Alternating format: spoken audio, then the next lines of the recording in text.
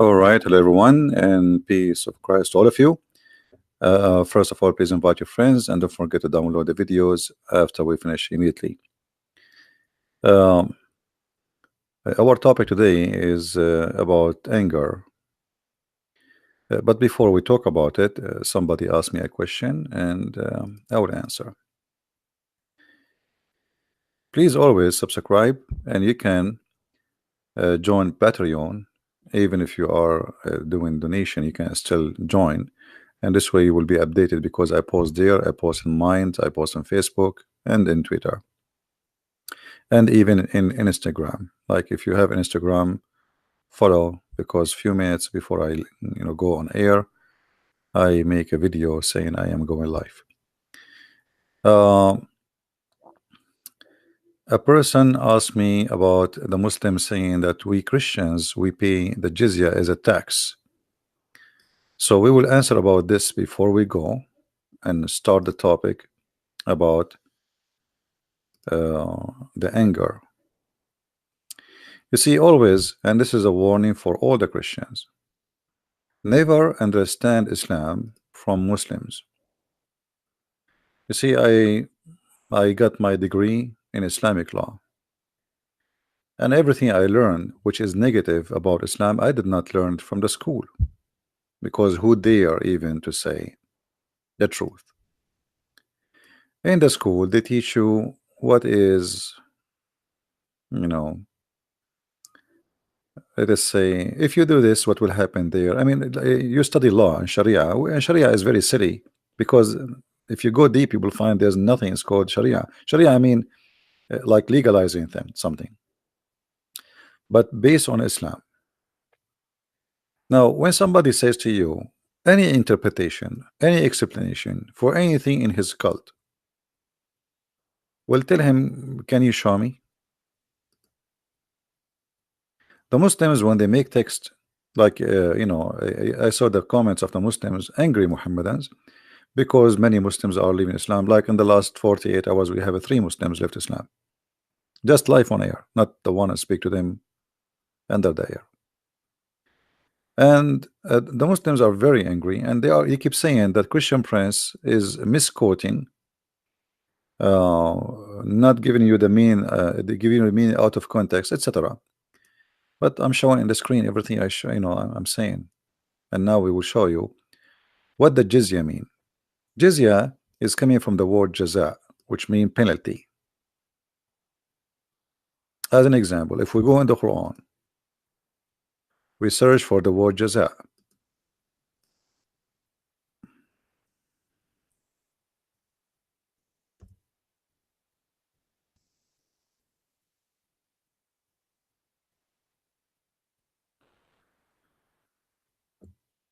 All those verses here speaking about jaza. Look how many. Jaza, jaza, jaza. What is jaza? As an example, chapter 5, verse number 33. And this is the word jaza in the front of us. That those those who do war against Allah, Allah will do a jaza for them, which means Allah will punish them. And what is the punishment? Depend in the case, in some cases you will be killed, some cases you will be they cut your foot, your hand, they depend. All right, so depend. So this is jaza. Jaza is saying penalty. The jizya is the penalty itself, which means it's a noun of it. Okay, like jaza is a name of something they will do. Jizya is known to be money you will pay, and for a reason. Now, what is the reason? This is Ibn Kathir, chapter 9, verse number 29. You can read the chapter, take your time and read by yourself. But if we go here, Ibn Kathir, he explained what is the jizya. And here right away you will see how the Muslims always they lie to us. And that's why I say, don't ever trust them saying anything to you about the cult of Islam. Very rarely, I believe strongly, me myself, that the only one will be truthful if you speak to him about Islam is somebody he belonged to ISIS. Those are brave people. When I say brave, I mean they are not shy. I believe they are coward, but they are brave to say what they believe. I say they are coward because they attack, you know, people unarmed, women, children, kidnap them. Very coward. But they are brave to say what they believe. The rest of the Muslims, especially those who live in the West, they sneak around. They don't really like. There's a Shia guy. His name is Imam Tawhidi. I never saw a liar more than him. I mean, this guy even he did beat Muhammad. Paying jizya is a sign of kufr and disgrace. So this is not a tax. They told you it's a tax. Well, tax, everybody pay tax. Tax is not a sign of disgrace, actually. A tax is a sign that you are a citizen and you have equal right. Christians don't have any rights except not to be killed if they pay. So the jizya simply is pay or die. Here it says, until they pay the jizya, for they do not choose to embrace Islam.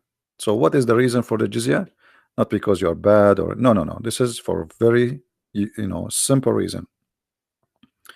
You refuse to accept Muhammad to be a prophet, then you have to pay it, and you have to be humiliated, as you see. It have to come with the price, not only in the money. It have to come with the price of humiliation.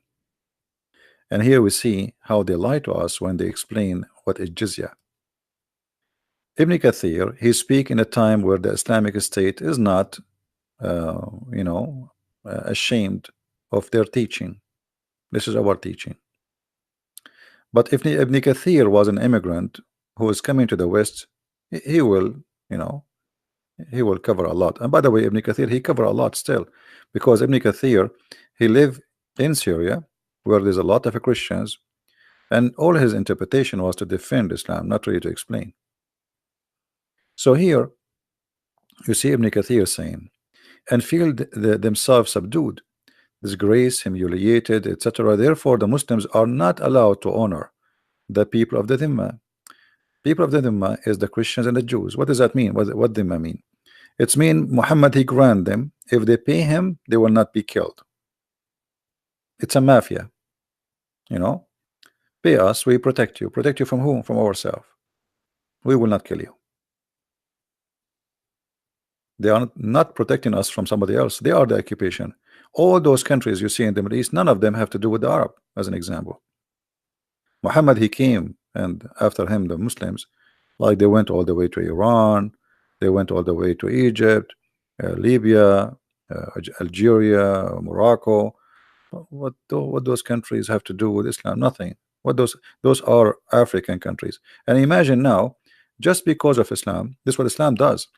Islam not only a religion force itself, Islam destroy cultures, which mean a person from Algeria, he want to convince himself now that he is not Algerian, Amazigh, which is the origin of those people, he is an Arab.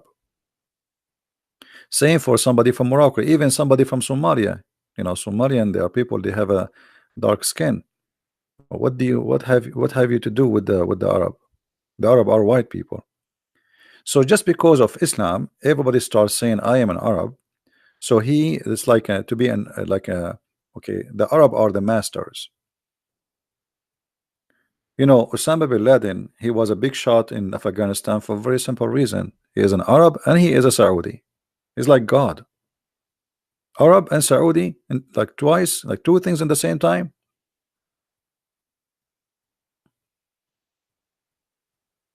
Because Muhammad is from there. So the Muslims are not allowed to respect the Christians, and they have an order to humiliate them, as you see. And the Muslims, they have a duty to keep them miserable, disgraced, humiliated. And here you will see the ethic of the Prophet. And this is actually fit with our topic about anger. Don't initiate the salam to the Jews and the Christians, and if you meet any of them in the road, force them to the narrowest alley. In the old days, the dirty water used to run in the side of the road, which means it's a sewage, but it is all day sewage. So if a Muslim coming in the road and you are coming as a Christian or a Jew in the other direction, or even he is coming from the same direction you are, he arrived to your side, you have to jump immediately in the sewage. You don't change your road. You know, the Muslim, they will say to you, because it sounds like narrow alley, he's just forcing you to change your road, maybe, you know. No, you will be in the road, but you will be in the sewage. There was a video made by a Muslim. Actually, I used to have it in my computer, but I think I lost it. He was saying how Islam was able to force itself on the Christians in many countries. As an example, he gave an example in the video. You will be with your son, and a Christian is not allowed to ride his donkey facing the head of the donkey. So how he ride? He have to ride, and his back is to the head of the donkey, which is funny. Imagine you ride a horse or a donkey. By the way, they can't ride a horse, only donkeys.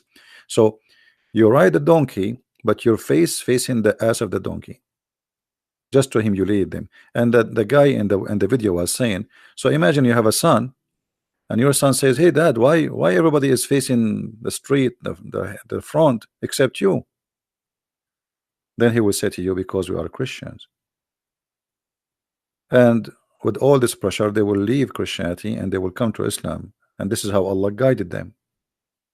So the humiliation was enforced in order to force those people to convert to Islam.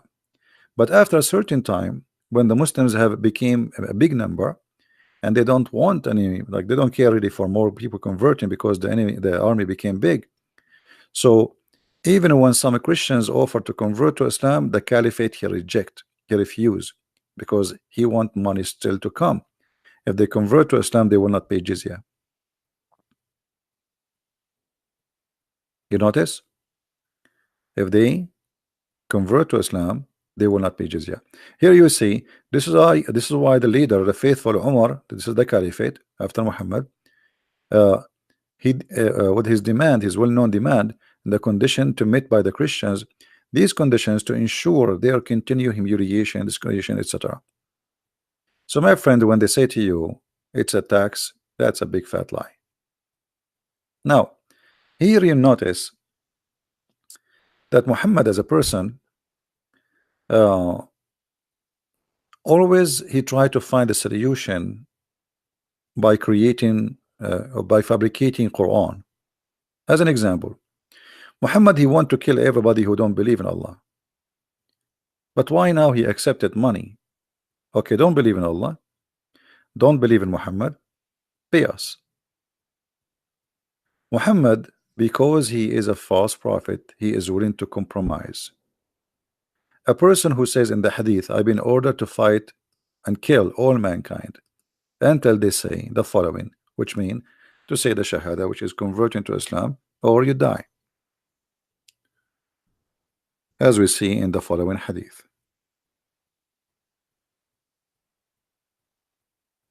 So all those stories reporting the same thing, that Muhammad, he been ordered, claiming that this is an order from God. This is not him, he is just a servant, to fight and kill everybody unless they testify that he is the prophet, and they testify that Allah is the only God to worship. And not only that, they have to pray as he pray, to eat as he eat, face the Kaaba, etc. So even the food, it's not a choice for you to choose what to eat or not. You have to. So all of those together, you have to do them, and then only then Muhammad, he will not shed your blood, as you see in the front of your eyes in the screen. So Muhammad, you know, always he compromised the bend in his situation. As an example, when the Muslims were weak, in the same chapter 9, You will see in verse number 1, Muhammad, he washed his hands from the agreement of peace with the non-believers. Declaration of what? He washed his hands from the agreement, from the treaty. Uh, which mean, I will explain it to you in a simple way. Egypt did sign a peace agreement with Israel, but any of you really believe that the Israeli will have ever a peace agreement with any of their neighbors? I don't know if there is any Jew in the chat. Could fight here be explained verbally? I mean, not necessarily fight by the sword. Yeah, well, can be, but my friend, he used the word uqatil, and you speak Arabic. Uqatil is fight to kill, coming from the word qatala, not like in English, fight. The word fight can be many things. In Arabic, the word uqatil, you know, it is fight to kill. Qatala is the past tense, which mean I killed. So don't go there. Secondly, did your prophet do something metaphorically, or he did kill and attack? I mean, sometimes you Fadi you are very silly. I mean, how many attack Muhammad he did? How many people he killed? So how you can say maybe he meant it's something like he don't mean, brother? That can be like Jesus said, I brought sword, but the sword is in us. People will discriminate us. So you Muslims, you quote the verse for us, but did Jesus kill anyone? Did he carry a sword and he slaughtering? Do we have an army? So I brought a sword, and the sword is a sword, but the sword here is a metaphorical about what will happen to us. He said people will take you out of the synagogue and they will think by killing you they are doing favor to God. But in the hadith here, Muhammad, he practiced and he told you what is the fight reason. And he says clearly, I will not shed their blood. And this is how I find sometime the comment of Muslims, it's very, I don't know, naive. I mean, does it say then their blood and the property will be sacred? Does it say? Is that metaphorical? So I understand that a Muslim, a Muhammadan, he tried to defend his and by the way, I feel sorry for the Muslims. You see, the Muslims get so upset from me when I debate any Muslim. I did beat them in any debate, not because I'm a genius, but because Islam is stupid. I mean, it's not my fault. It's not my fault. You are defending the one which nobody can defend. But let me tell you what you do usually. Usually, like what Fadi he did now. You speak to somebody is a Western, he have no idea what Islam is about, or somebody he learned 2 words about Islam, and now he want to debate you. That person you can play the game with him, not with me.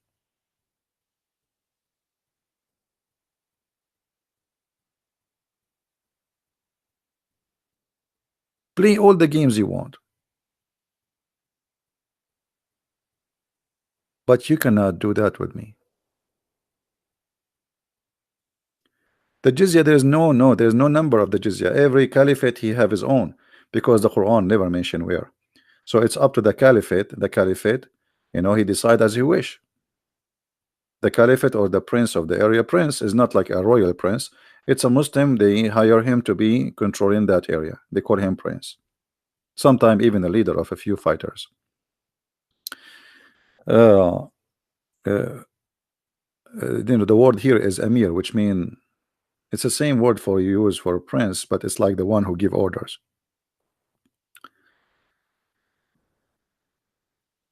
Anyway,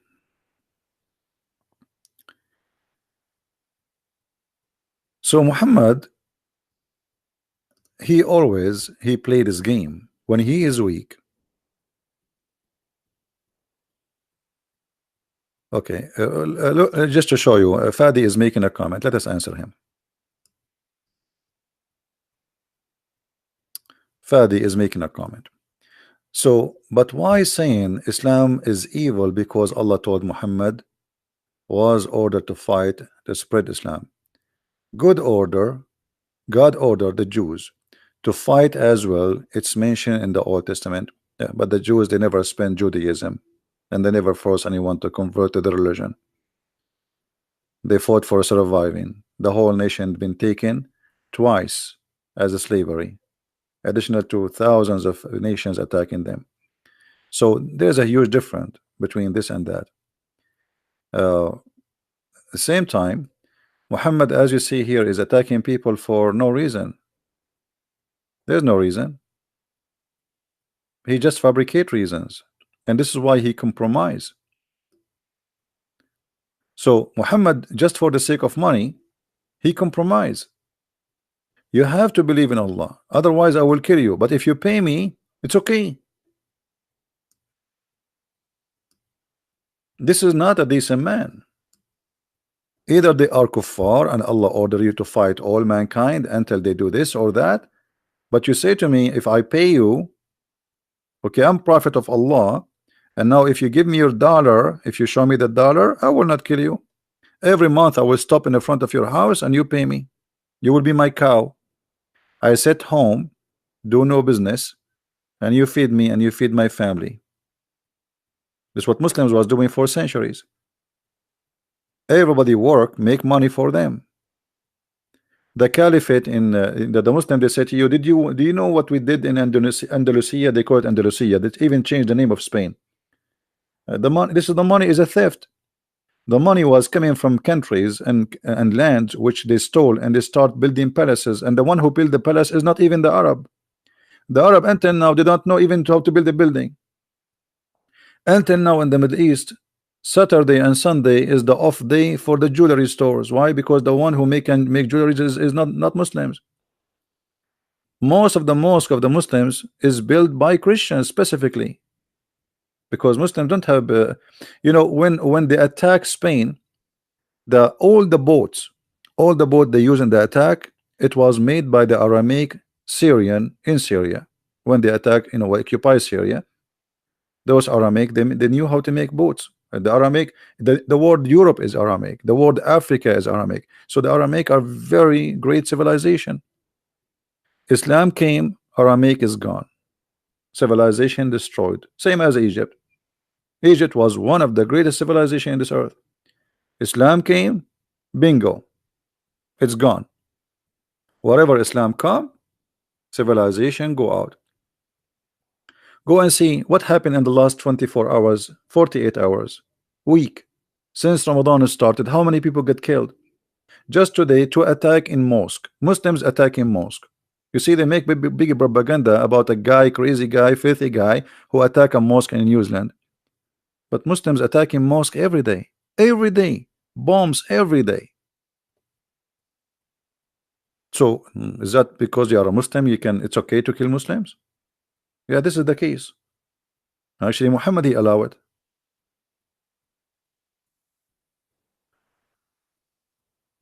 Same time, uh, we have always to remember that Muhammad, he made it clear in the Quran that you should not, as a Muslim, go for peace unless you are not the uppermost. And he used the word alone. What does alone mean? The supreme, the superior. The Muslims believe that they are superior other any human being. They are a human. The rest are, you know, they are just and I will show the reference.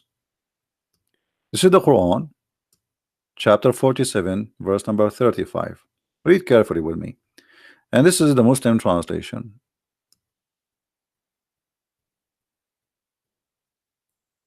Do you see the Muslim translation? I don't know, this translation is weird. What, slacken? Slacken. What is that? This is like, is that an Irish thing? It has changed this slacken madness. What's slacken? What is that? Let us see the potato Yusuf Ali. Okay. but not weary and faint-hearted, crying for peace when you should be the uppermost. The uppermost here really is not a good translation. When you are the supreme, because the Muslims are the supreme. So when a Muslim can sign a peace agreement, only when he is weak, he cannot make it. So Egypt, when the Egyptian they signed a peace agreement, the president of Egypt, he invited the Azhar sheikhs to discuss with them, and they told him no problem. The prophet he did that. He did even the same agreement with the Jews, but when he got strong, he attacked them and he killed them all. So now we are not stronger than Israel. The Quran says it clearly, never go for peace when you are the uppermost. So when I can go for peace when I am not the uppermost. So this is a temporary peace. So if the Jews believe that they have peace with their neighbor Jordan and Egypt, that's mean the Jewish are foolish people to believe in that. You know what I mean? That would be a very foolish to believe in. That is just very temporary. Especially now, the Shia and the Sunni they want to eat each other. So Israel now is so relaxing because of Shia and Sunni. But look at the mistake Israel is doing, or even Trump is doing.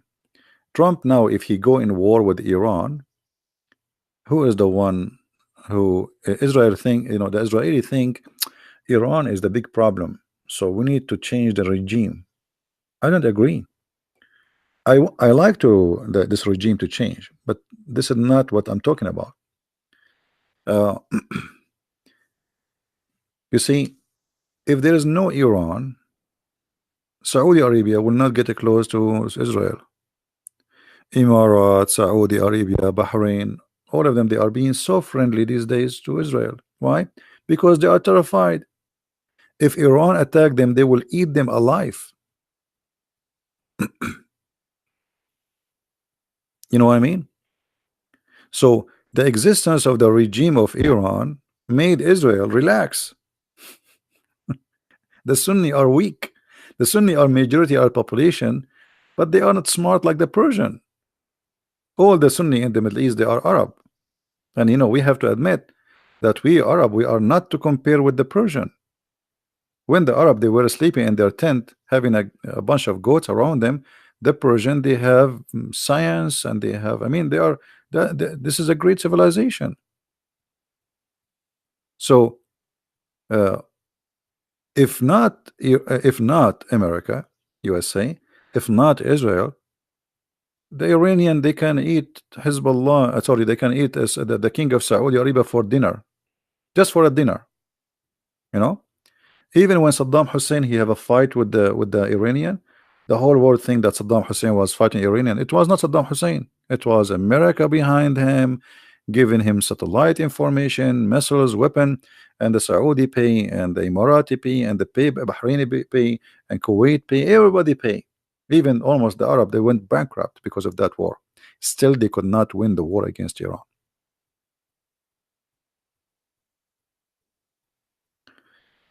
So, if the Iranian regime disappear, and now we will not have a Shia Iranian Islamic Republic, then the Muslim Sunni they will turn their faces to fight Israel again.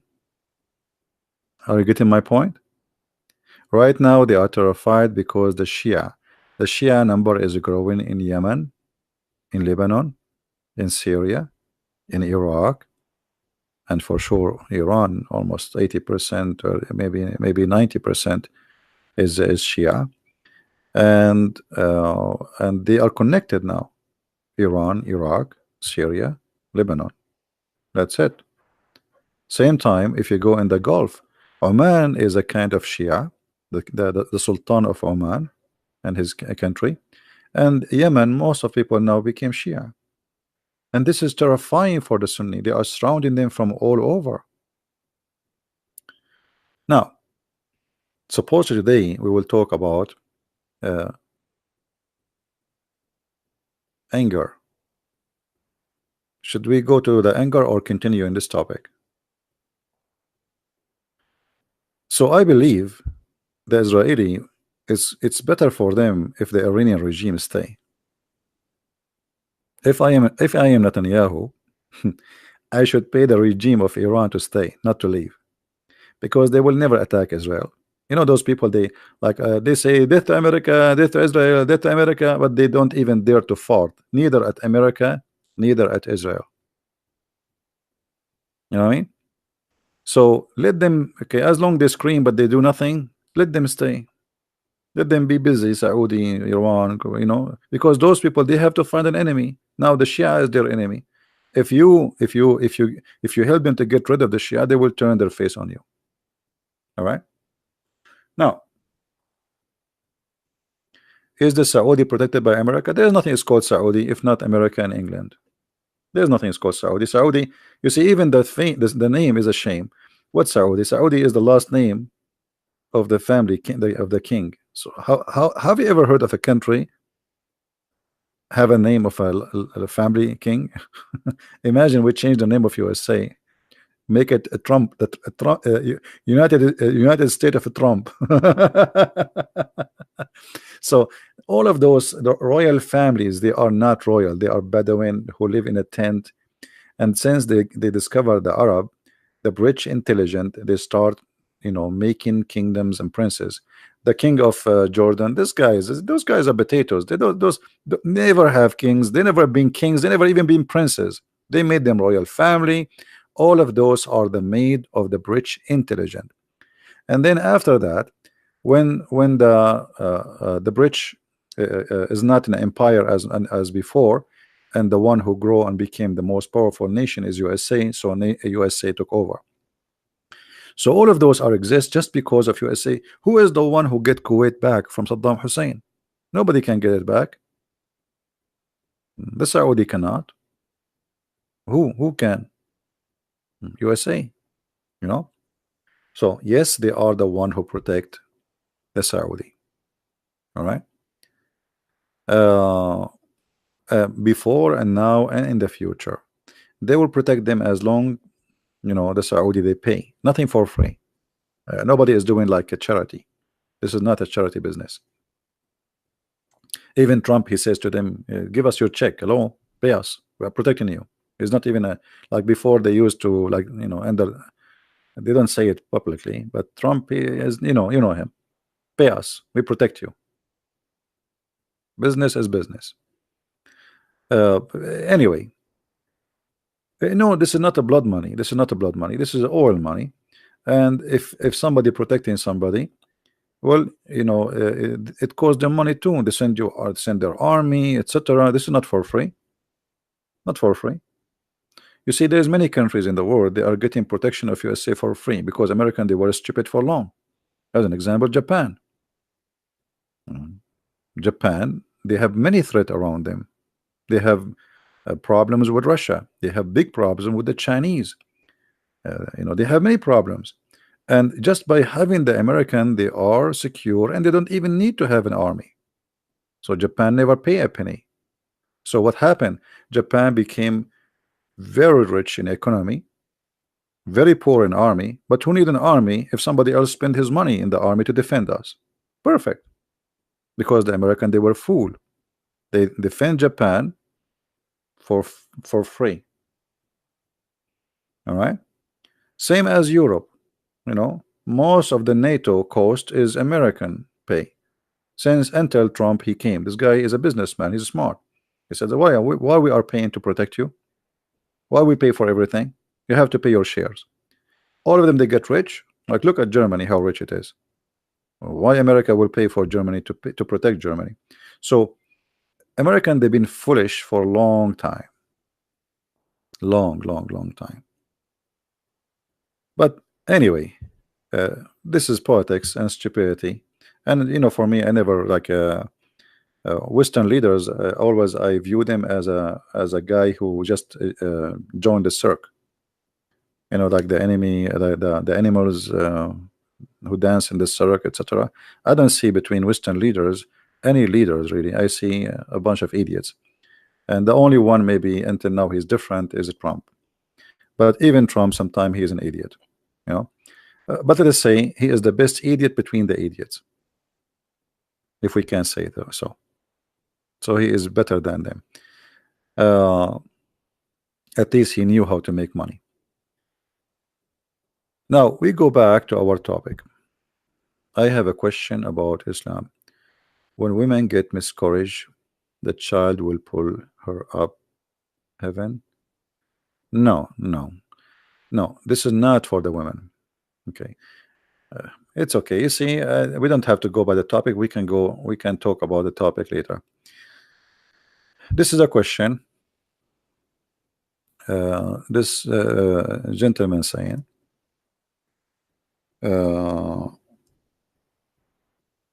like if a woman she lose her child, she go to heaven. Oh, Susanna, sorry, Susanna, not a guy. It's a lady, Susanna, right? I apologize. The one who according to Islam, as an example, if somebody, Muhammad always he say crazy stuff. As an example, if somebody his children's they die from uh, drowning, the father, if he have three kids who die from drowning, they will go to heaven.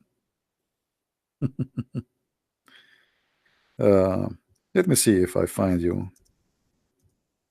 So Muhammad, he have many of those stories, which is very funny, and it doesn't make any sense anyway. Um,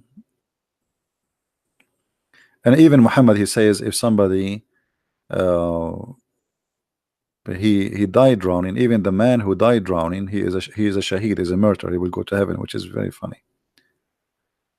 Um, anyway, Muhammad, he said many tons of things, uh, and they don't make sense as usual. I'm trying to find the hadith.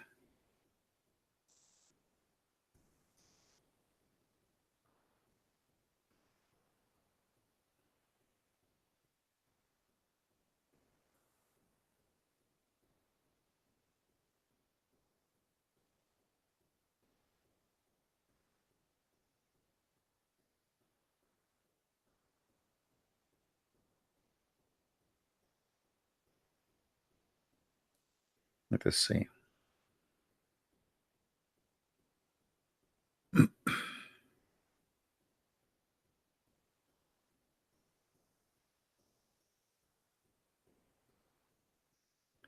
I'm just trying to remember the hadith details so I can search for it. Yeah, here we go. I found this one. But let us see if we can find it in English.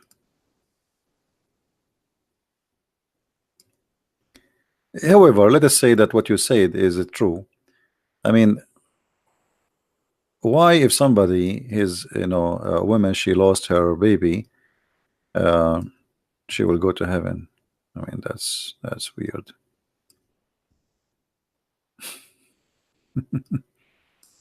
What does that mean?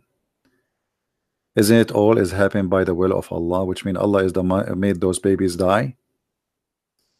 Stupidity, Muhammad, he says stupid things. This guy, he's like a madman who keeps saying things that don't make sense. Read carefully. He said, the messenger of Allah said, there are no two Muslims, three of whose children die before reaching puberty, but Allah will forgive them and give mercy toward them. Okay, forgive who? Not the children. Forgive the parents. Look at this one. There are no two children who the children die before puberty. Okay, it will be said to them, enter paradise. And here supposedly the Muslims who they have that. Let us show you the other one. Um, Salim, why our Prophet says plus him, etc.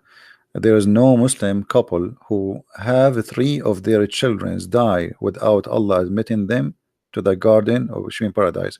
So if you are married and you and your wife, you lost three children before they reach the age of being adult, Allah will take you to heaven. I mean, what is that? Don't you think this is very silly? You know what I mean? What is that?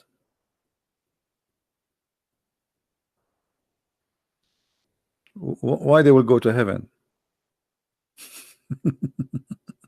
I don't know. I don't know. You know, if there is any Muslim can tell us why. There is people they lose their whole family in war and etc. Suddenly Allah is a merciful. Allah will put the sin of the Muslims like mountains on the top of the Christians. Allah caused thousands and thousands of people to die and millions. Hmm? Yeah. Anyway, so let us go back to our topic about anger management. Shall we? We answer your questions. Don't forget, please, to download the video right after we finish.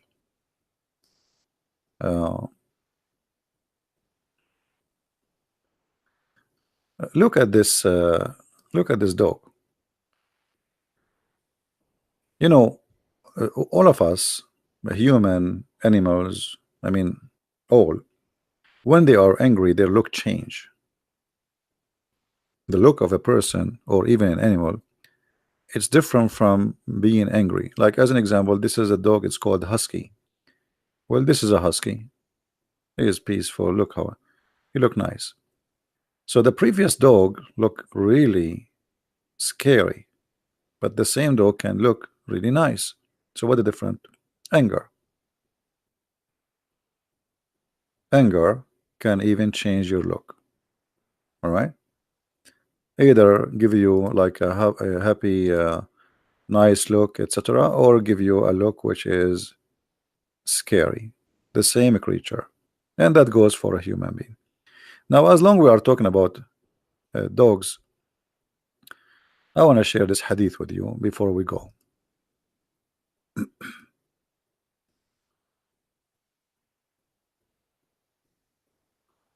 Okay, let's go here. In this hadith,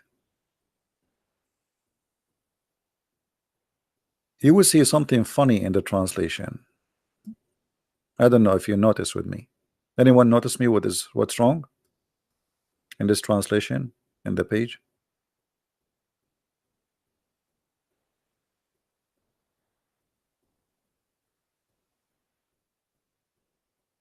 Who noticed what's wrong with this translation? Guys, if somebody want to talk to me, first you have to be a Muslim. Otherwise, we have to give a time for the Christians. Then you cannot find me really in Skype because I changed the name there because I'm getting like thousands of ads every day. Scary. So I will add only people who they want to talk to me and they are Muslims. If you are a Christian, only if it's necessary, please. Now, what is the problem? Yeah, bite him. Have you ever heard of a prophet saying to his followers, go and bite somebody? Any Muslim there listening to this, watching this? Have you ever heard of a prophet of God? It doesn't matter what God. He's a Hindu, Buddhist, whatever. He said to his followers, if somebody is proud about his family previous to Islam, bite him. Well, what does that mean? How are you, Mr. Noor? We have a Noor. Noor is a Muslim. So, Mr. Noor, what do you think? Is that really what it says? Bite him?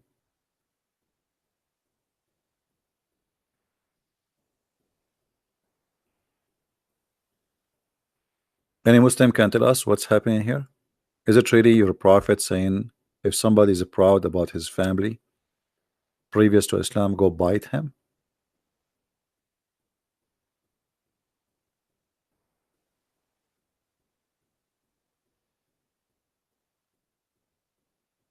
Noor, I'm just asking you, type everything you want. You can call me, Noor. You have a Skype? I will call you.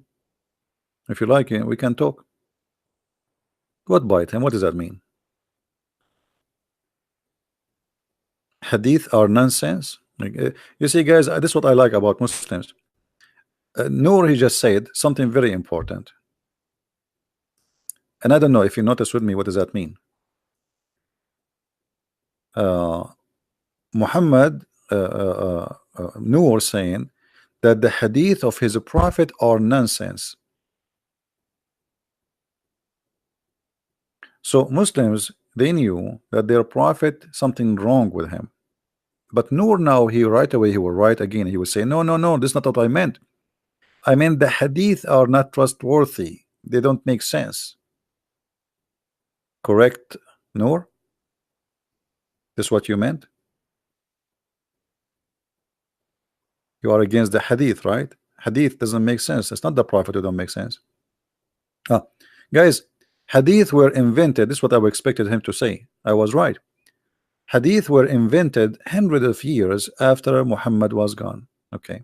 Well, the Quran is the same. Where is the Quran of Muhammad? The Quran of Muhammad never exists. Nobody have it. The Quran Muslim they recite today, it's called the recitation of Hafs. But Hafs came more than 200 years after Muhammad. And not only that, according to Muslims, he was a fraud and he was a thief.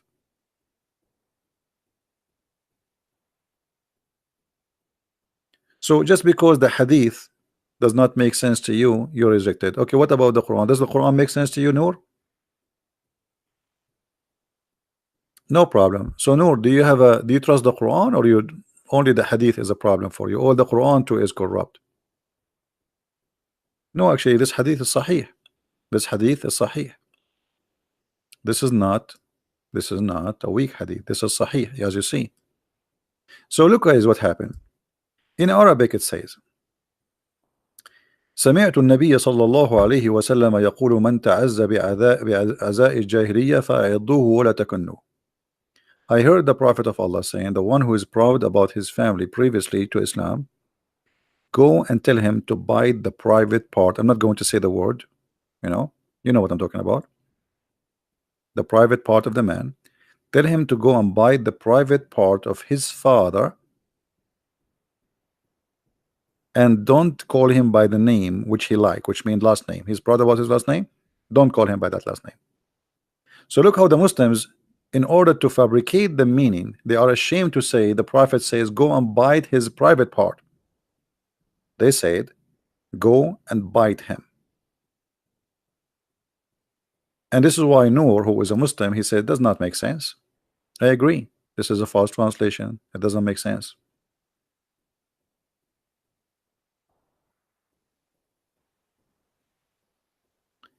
But here you notice with me how savage Muhammad is. I mean, what kind of a prophet saying if somebody, okay, somebody is proud about his heritage, what's the problem? Why Allah will be upset? Because Muhammad himself, he don't have good heritage. He have nothing to be proud about. You see, the Muslim, they say to you Muhammad was from a great family, blah blah blah blah. This all is garbage. When Khadija, she did marry from Muhammad, in order to make her father agree to marry him, she drunked her father. She changed his clothes. She made him wear new clothes. She colored his beard. All of this when he is drunk. She made him drunk with Muhammad. The guy, when he woke up in the morning, he says, why I'm wearing those clothes? Those clothes I go for like party. This, like, in the old days, there's clothes for like now, even now, there's clothes for every day, and there's a clothes which expensive for occasions. So he says, why I'm colored? Why I'm wearing those clothes? What happened? She said, you forgot yesterday she married me to Muhammad.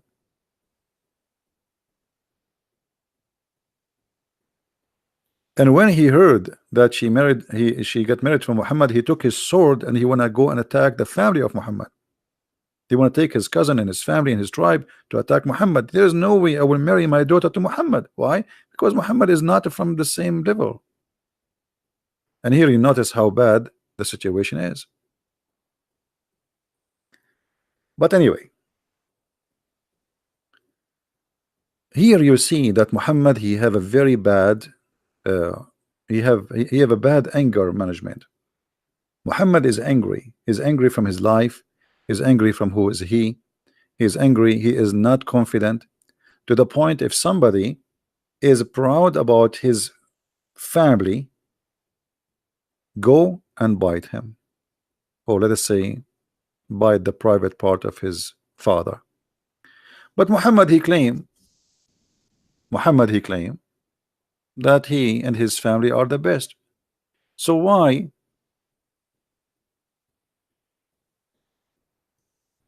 if somebody is proud about his family, tell him to go and bite the private part of his father? But if Muhammad is proud about his family previous to Islam, it's okay.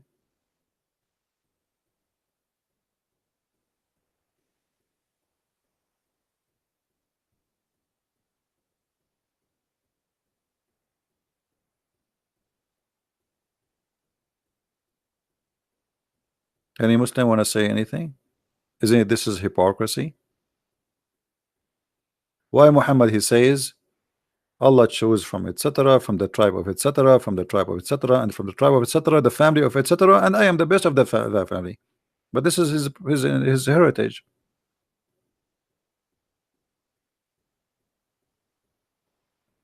So why he can be proud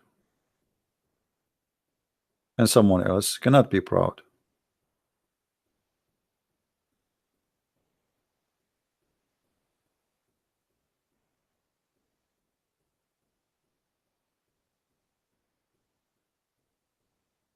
Any Muslim?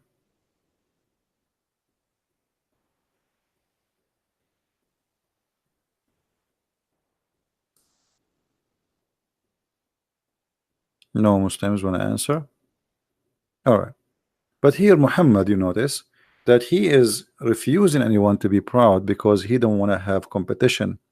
If you remember the story, if you have my book, where Muhammad he killed an innocent man just because he is a very decent and he pray a lot. Muhammad he ordered Abu Bakr and Umar and Ali one after one to go to kill the guy. The guy is praying in the mosque. Just because before he arrived they were saying this man is the best ever we saw. Muhammad he told them that this is the shaitan. But the guy did nothing. He killed no one. He harmed no one. He is a very devoted believer. He pray a lot. And here Muhammad, because he is not self-confident, so now he found in this guy a competition. Dangerous. People will look at him, how long, how much he pray, and look at me, and I am the prophet who spend my day going between women, from women to women. So uh,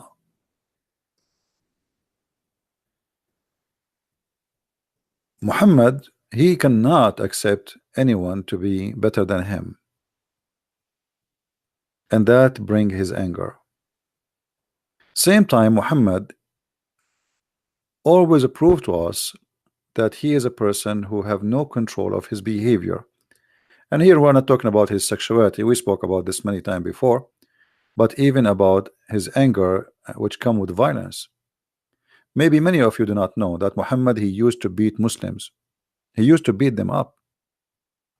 You know, you are the leader and nobody can beat you up back, and you're prophet and nobody dare to say to you, because you have an army, he's a king now. Muhammad he used to beat people unjustly. Is that correct, Muslims? Is that correct, Muslims, or I'm lying? Is that true that Muhammad he used to beat people up just because of his anger? Not only he beat them, he used to curse them and use a bad language with them.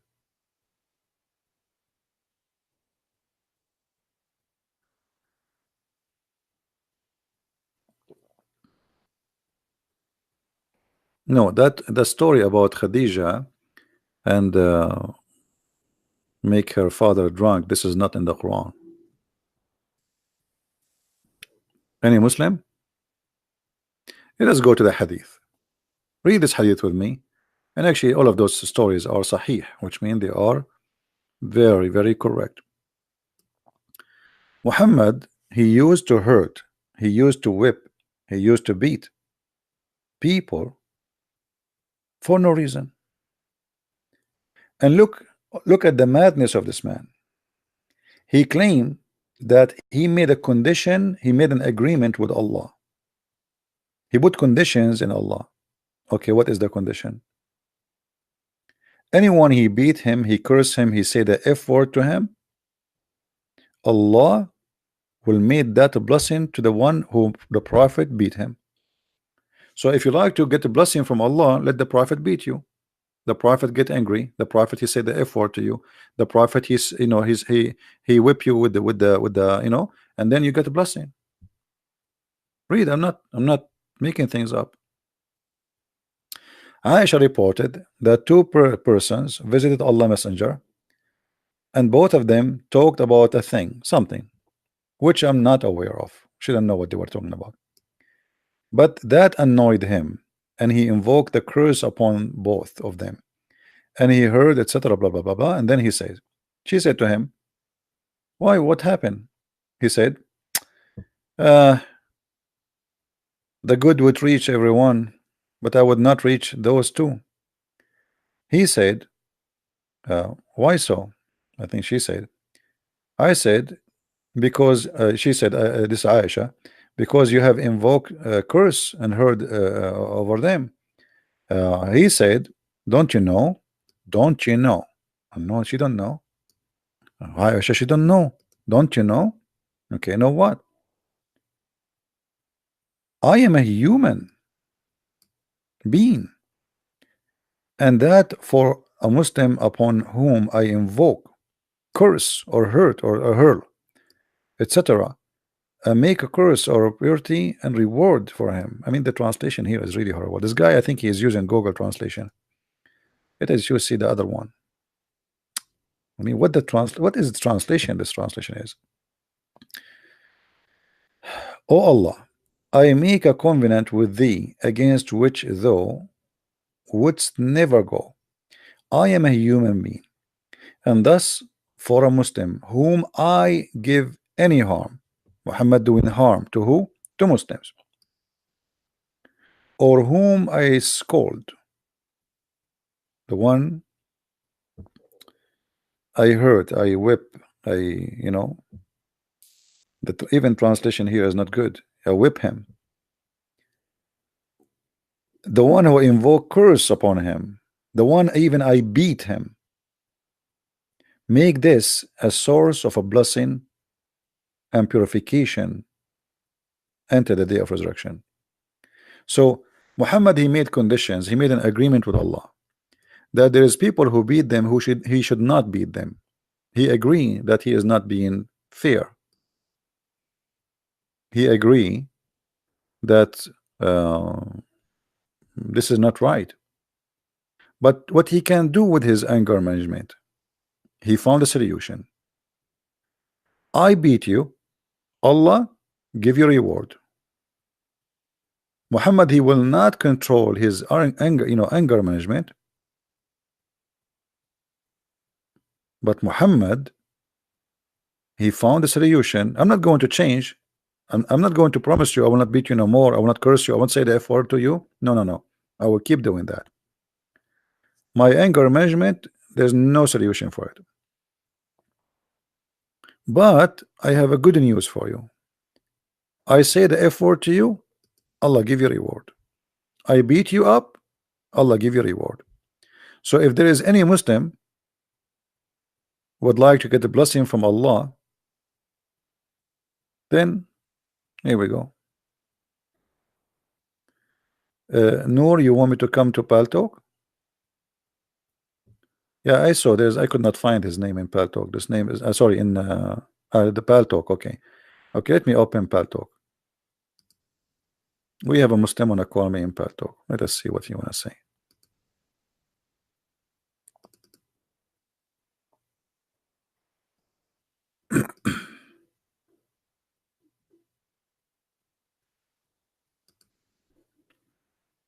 Mr. Noor.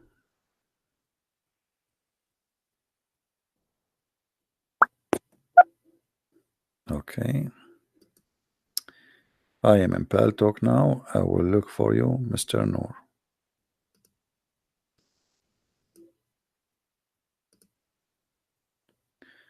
Okay, Mr. Noor, here we go.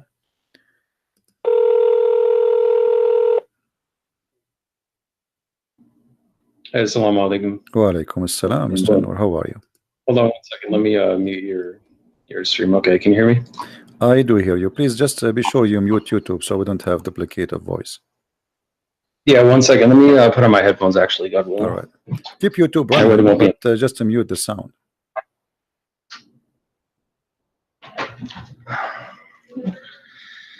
I think it was actually coming from my speakers, not your YouTube, because I already muted it. So yeah, all right. So what do you want to say to us, Mr. Noor? Well, so I think we should keep it organized a little bit. So if you want to just ask me a few questions, whatever you think about Islam, I can answer it, God willing, and then I can just ask you questions so we can kind of. No, I don't want to ask you the questions. I want you to tell me something good about Islam, anything. Feel free. How you can convince? Here we go. We have like 800 Christians maybe listening, and God knows how many later, thousands will listen to this, and you are live on YouTube. How you can prove to those Christians that Islam is from God? Yeah, that's fine. So the core teaching of Islam is to reverence God alone, submit to God, and to do good and be righteous, as it says over and over in the Quran, and it forbids evil. And clearly says that those who believe and do good works will go to paradise, God willing, and hell is the abode of the criminals. The main teaching. That's what everything falls under in Islam. So is good work including you beat them up and that will give them deeds to go to paradise? Beat who up? Yeah, like here the hadith in front of us, here it says that the prophet saying that the one who he beat him up, he made a condition with Allah that he will give him reward. So the prophet, he beat you, or even he cursed you, or even he said a bad word to your mother or your father, like, you know, dirty language, and that will give you blessing from Allah, and obviously that will take you to heaven. Is that the way to go to heaven? No, that doesn't make any sense. And I don't follow hadiths, and I don't believe him anyway, because there's no way to verify him. They were just written hundreds of years after he was gone. No, this is sahih. Okay, so you believe in the Quran only? You don't believe in the hadith? Yeah, no, because the Quran is from God. Hadiths were just invented by men for what they thought that they heard him say. They're additional books, and there's no way to really verify whether or not he said that. All right. What about the Quran? If there's any way to verify that he said anything in the Quran? What is the proof that the Quran is from God anyway? How you can prove to us I'm okay that the Quran is from God? Well, as long you said you want to verify. Yes. How you can verify?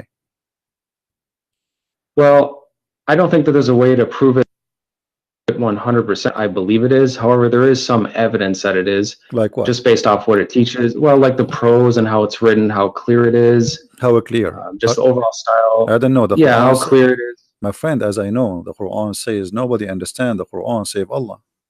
So how clear it is? It says it's in a clear Quran. I know you can hear the typing, but I'll find the. No problem. Take your time. Yeah, so 3669, in the name of God, the Almighty, the Merciful. We did not teach him poetry, nor does he need it. This is a reminder in a clear Quran, and it tells us to think and to reflect about it. At the same time. So 3639, correct? It says that the Quran is clear, correct? 3669, yeah, it's a clear, 59? clear Quran. 59? 3669. 3669. Okay, 69, sorry. All right. So here the Quran is so clear, correct? Yeah, there are some ayat in there that are purposely not clear, but purposely, what does that mean? In general, mean? It's a clear Quran. What do you mean? Well, 3:7 explains it best. So it says, he is the one who sent down to you the book from which there are law-giving revelations. They are the essence of the book, and others which are of a similitude. As for those who have disease in their hearts, they will follow that which is of a similitude, seeking to confuse and seeking to derive their interpretation, but none know its interpretation except God, and those who are well-founded in knowledge. They say, we believe in it, all is from our Lord, and none will remember except those who possess intelligence. So however you interpret of a similitude. So it's saying it is a clear Quran, and those who are well-founded in knowledge will understand it, who are guided by God. But there are also some that can misinterpret it. It doesn't say that. It says that those who they are not understand it, those who believe, they say, those who have knowledge, they will say, we believe. So to be considered as a scholar in Islam is not about understanding, it's about saying, I believe. Which means that doesn't make sense. No, knowledge is so important. 3:7 says, and those who are well-founded in knowledge. So it's true that we believe in it. I have belief as well. There is some faith, like believing in God, because we can't see them, but we still have knowledge. Let us prove what you just said. In the same chapter, I'm not going to ask you from different chapter, chapter 36.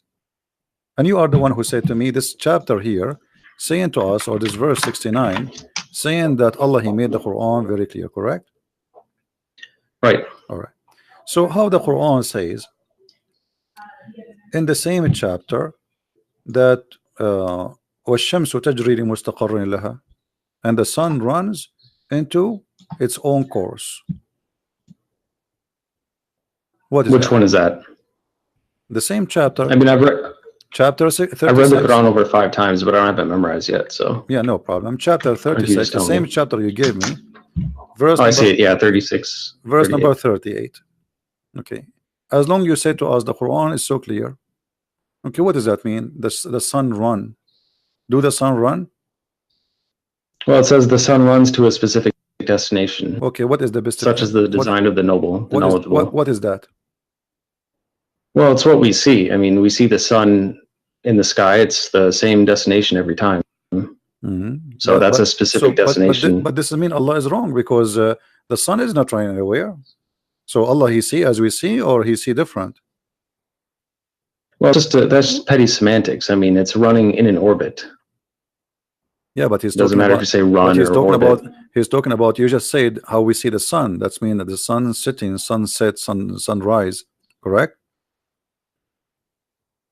I mean, you can say that water is running. You know, is that wrong? No, the water is running. Yes, water is running. No, water is running. If it's running, it doesn't literally run. No, it does. It doesn't literally run, just like the sun. It moves. No, it does. It does. Like the water run. The water move from A to B. Water has legs. You're saying that water can run with legs. Water doesn't have legs. My friend, running have nothing to do. I'm saying running have to do nothing to do. Okay. Remember. First of all, you are not reading the Quran. Quran is not meant to be in English.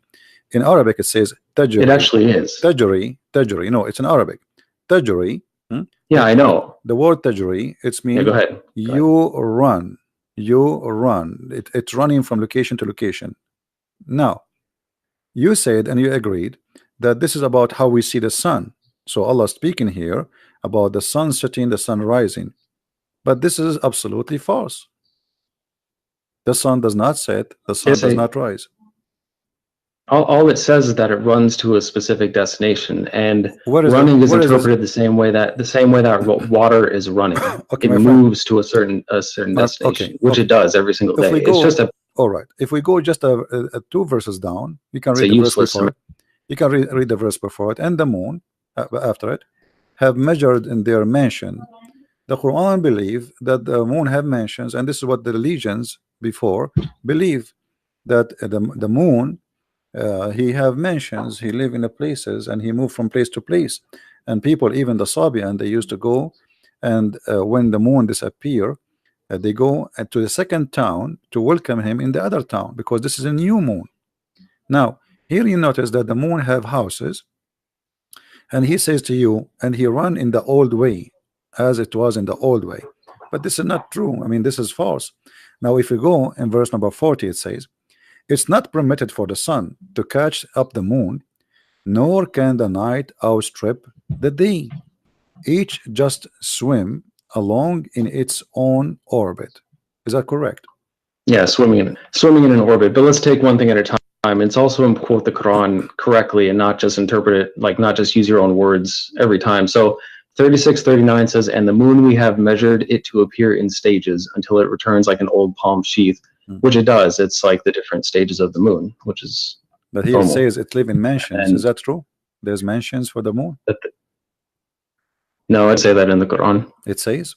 It says it appears. It says it's in front of us. Everybody can read. I'm reading your Muslim translation, not my translation. Yeah, which one are you talking about? 36:39. Yes. Yeah, it says, and the moon we have meant to appear in stages. What? So if you want to read from the one that I read from, it's a monotheist translation. What translation you are reading?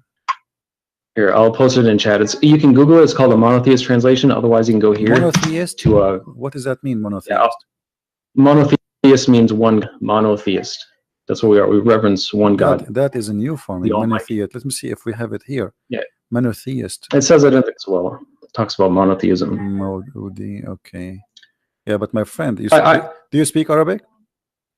only some. I don't speak it Yeah, fluently here we because go. it's It's not in my front native of us. I tongue. But mean, I should learn it, this God translation willing. is absolutely false, my friend. It says, وَالْقَمَرُ قَدَّرْنَا مَنَازِلَ حَتَّى عَادَ كَالْعُرْجُونِ الْقَدِيمِ.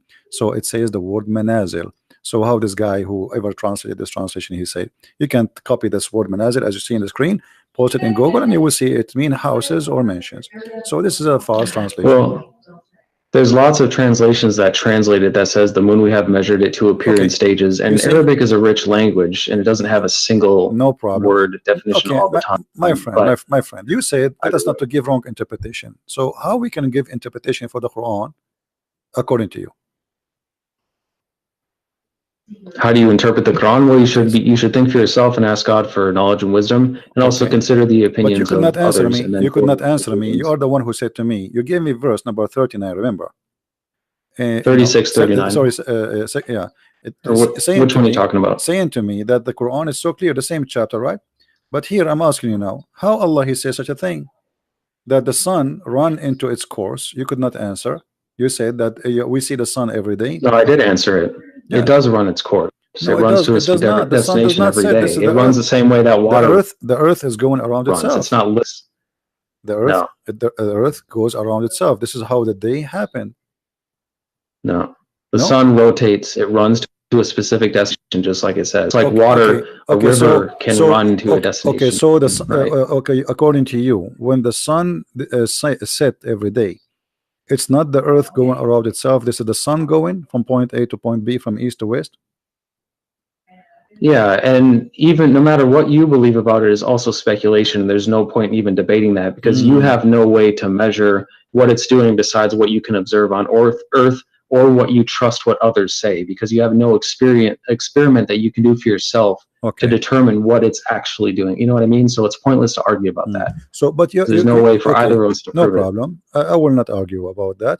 But you just confirm, and everybody heard you, that according to you, according to the Quran, as you understand it, the sun every day go from the east to the west, correct? Well, it's how do I say it? There's no, it's nitpicky. I mean, the sun does its course every single day, just like it says, it runs to a specific destination every day. You know, it has its cycles. I mean, there's nothing more to really argue about in that sense. You know? So, see what the point is. Okay, so now we you know, I will not going to argue. Well, this is your opinion, and you think it look like you know better than me about science. But the Quran says, as long as you agree that the sun goes from point A to point B every day, some morning, afternoon, and night, the Quran says that the sun set in the murky water. What do you think? Okay, so I'll continue to answer, God willing, but I also want to ask you a few things as well. So for now, I'm letting you talk about the Quran and ask about the Quran, which I'm fine with. But I also want to discuss Christianity and a few things that you might believe as well. No problem, but you know, our topic is Islam, but I don't know why you want to change. Well, it's Islam and Christianity because you're a Christian. It's not just Islam. No problem. Let us finish this. So now the sun's run every day from A to B according to you, and then the sun set in the murky water, chapter 18, verse number 86. Yep, I know what you're talking about. Let me read it again. Yeah, until he reached the setting of the sun, he found it setting at a hot spring, and he found people near it. We said, "Oh, two-horned one, either you shall punish or you shall do them good." I don't know what this means. I don't know what God means by it. But remember, just because the Quran is clear, you told me understand everything. You told me that the Quran is clear. It is clear. Okay. But that doesn't mean that anyone will have some things that God teach that we haven't learned yet. And nobody on this earth might know yet. So what do you mean? What do you know? A second ago, you told me that the sun goes every day from point A to point B, which everybody knows. Well, just like you and the. Go ahead. What were you saying? Everybody knows that what you said to me a minute ago.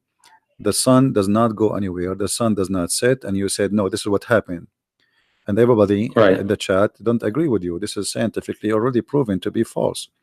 So the Quran, according to you, the Quran is a false book teaching such a false information. And now we are showing you Allah saying the sun set in the murky water. And instead of saying to me, I agree with Allah, yes, the sun swim every day and sit in the murky water. And maybe this is what it's meant, that the sun run in its course, as you said. This is the course of the sun.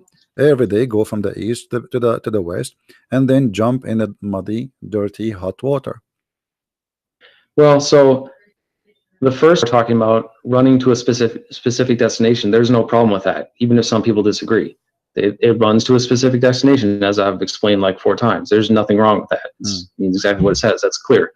As far as 1886, it can be interpreted, well, how it says. So it says, until he reached the setting of the sun, he found it setting at a hot spring, which means he could be at a hot spring and he found it setting. It's, even if things are perfectly clear, some people might interpret things different ways. Okay, just like the Bible, you don't understand everything that the Bible might say. My you friend, have different interpretations. Okay, hold on. Here, if we go here, it says, first, who is the one who's talking in this verse? Who is it talking about? Who is talking? No, who is talking? Who is the one saying until he reached, when he reached? Who's talking?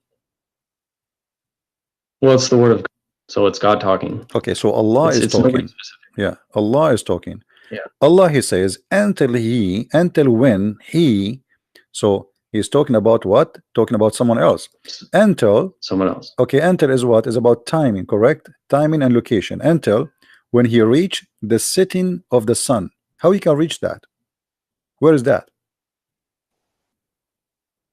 Yeah, I don't know. He did actually get to where it sets. This idea that it just is a million miles away is nonsense, and I don't believe that. And neither of us can prove it either. You can believe what people tell you if you want to believe it without proof. No. You see, I'm talking to you, my friend. I'm talking to you. I don't care about what people will tell me. I'm trying to find out from you what you believe in this. You said the Quran is. Well, it can be figurative as well. Okay. Reaching the setting of the sun, meaning timing. No. Like it says, my friend, until you reach that time. No, my friend, listen carefully. Let me explain to you. Here it says, Allah is reporting a story about a man, his name is Zulqarnain. And this guy, he keep walking, he follow a road. And this has took him years. And then when he reached the setting place of the sun, he found it set in a spring of murky water. So now Allah is reporting for us supposedly what is a fact.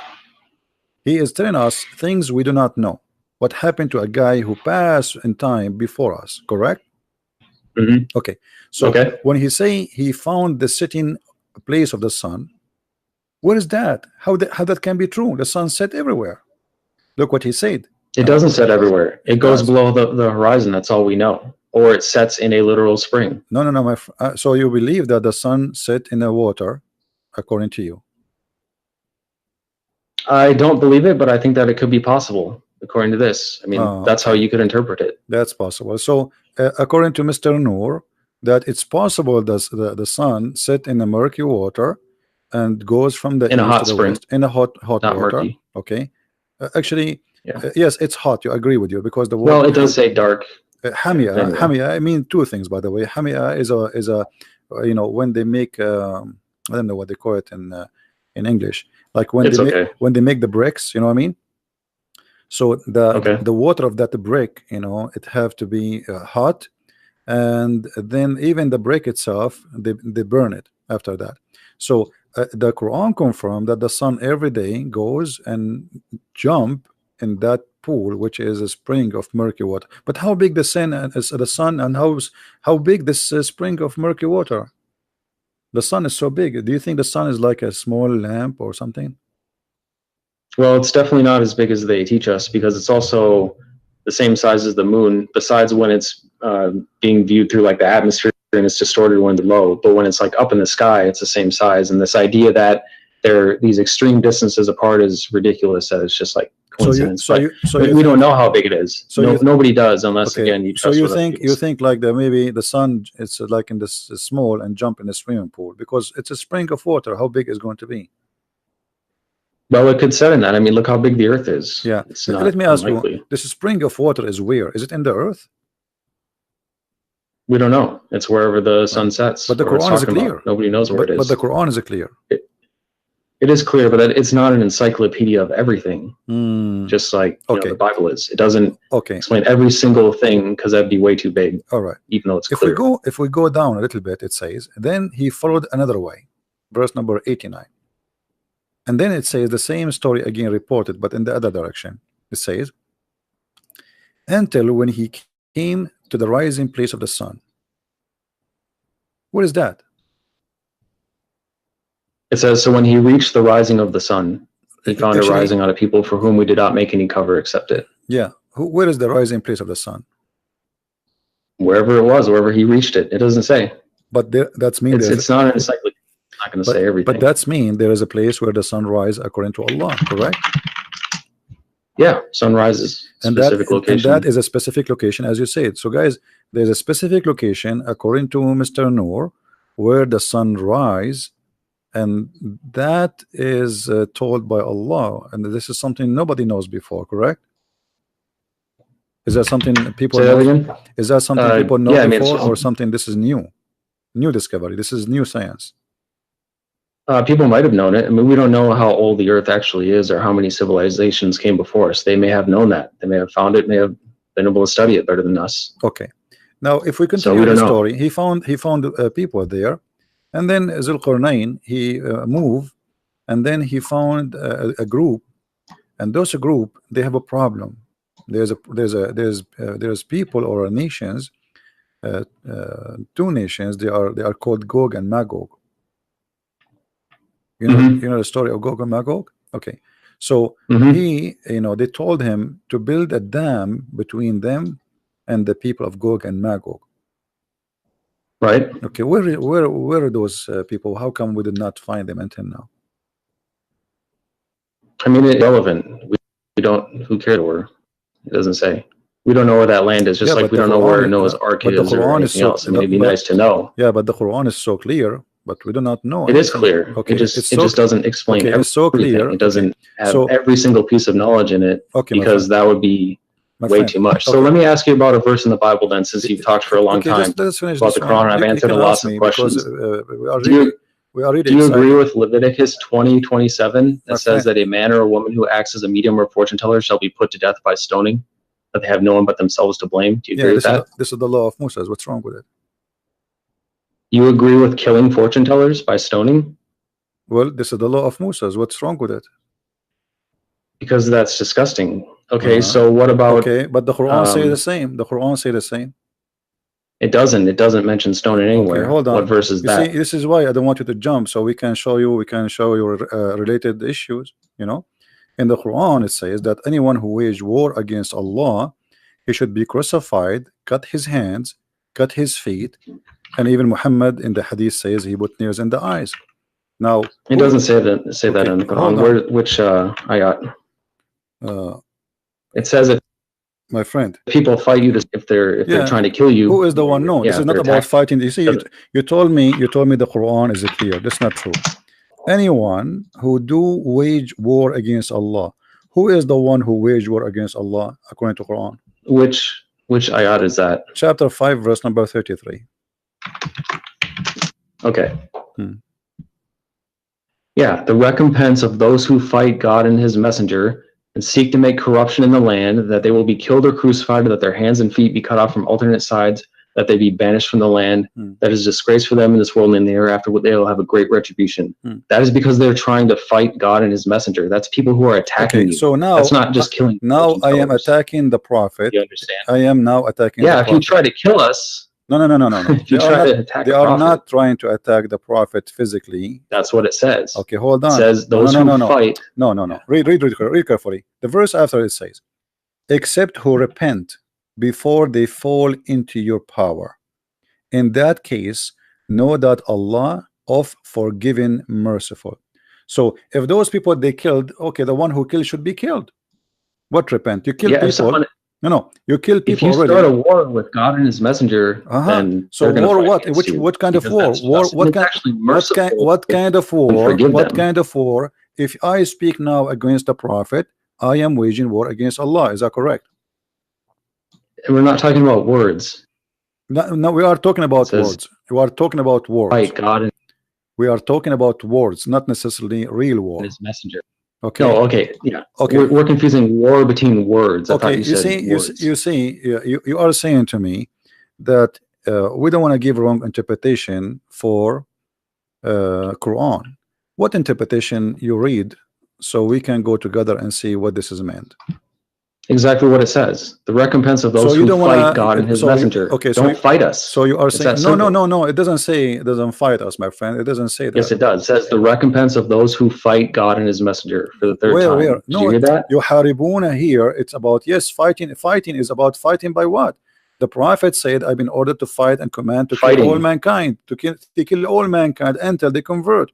So That's it is not. him. No, that's not what it Okay, here we go. says. If we go, okay, hold In on. Okay, 219. hold on. Can you take a Christian or a Jew as a friend, or he is always an enemy for you? We can treat them peacefully. That's No, what no, the this is not Quran the teaches, and question. we This is should. not. This is not But the. they can't This be is our not. allies. This is not the They question. can't be our allies. They cannot be your ally. Why?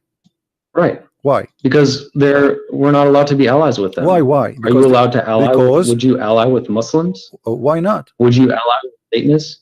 Because we're not allowed to. With what? With what? It doesn't matter. There's nothing wrong with that. We have nothing against them. We can treat them peacefully. They can live peacefully among us. That's fine. No, we're not going to fight in a war cannot with treat them. them peacefully because the chapter Yes, we 9, can. chapter 9, verse 29 says, "Kill the Christians and the Jews until they pay the jizya." No, it doesn't. It does. And also 2190 says, "And fight in the cause of let us cause read. of God against Let those us who read fight together. you, but do not aggress. God does not love the aggressors." Listen. No. This is the chapter of At-Tawbah came at the end of the Quran. The last thing Muhammad he came with before he died.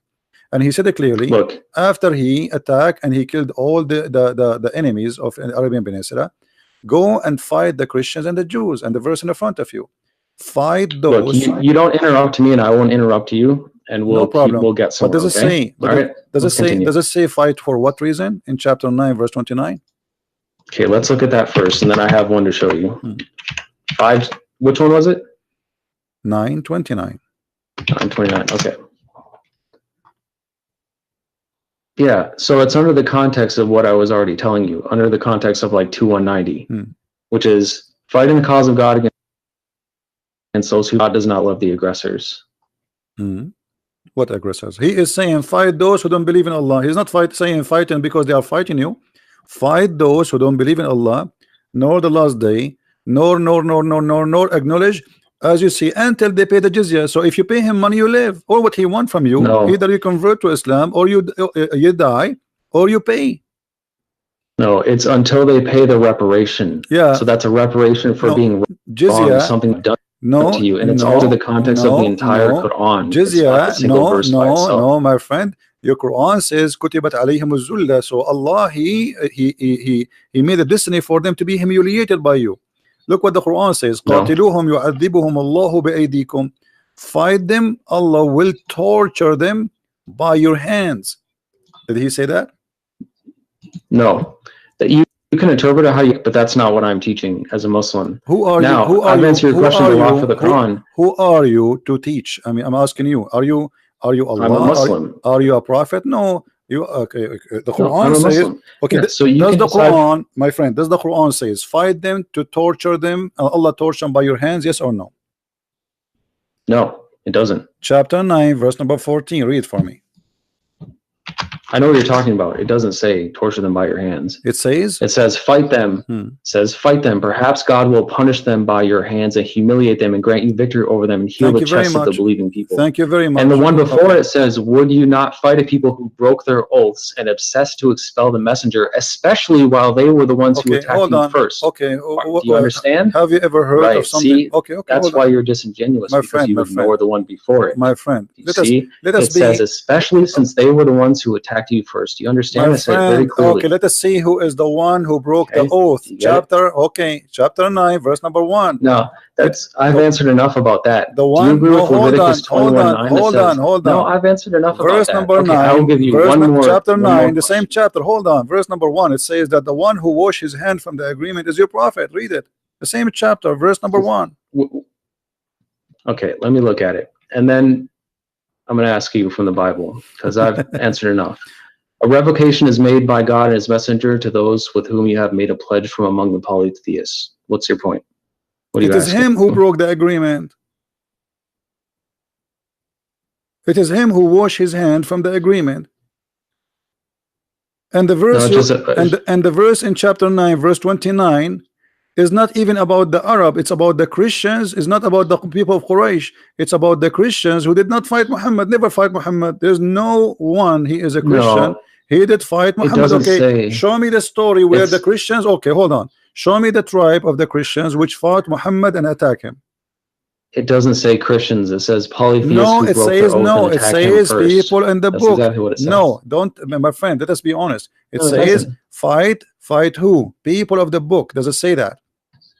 No, which one? It What do you mean? says Chapter 9, verse number 29. It says fight and kill the people of the book. Either they pay the jizya or they die. No.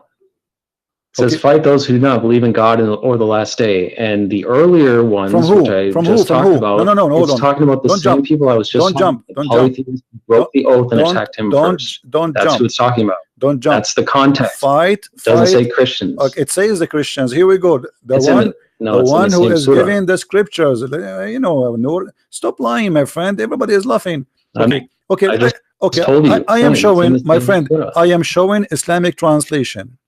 Now, all Islamic translation says it clearly that those are the Christians and the Jews. Why you? No, it doesn't. It doesn't mention read with me. like read the screen. Now, read that's the screen. enough of that. Read the screen. No, read the screen. Times. No. I want to know. Do you agree with Leviticus 21:9 that says a priest's daughter who loses her honor by committing fornication thereby dishonors her father also shall be burned to death? My friend, you agree with that in the Bible? The law of Moses is the law of Moses and fit for the time they live in thousands of years ago. It's in the Bible. I agree with everything. I'm making it simple for you. I agree with everything in the Bible for that time. So we agree. So yes.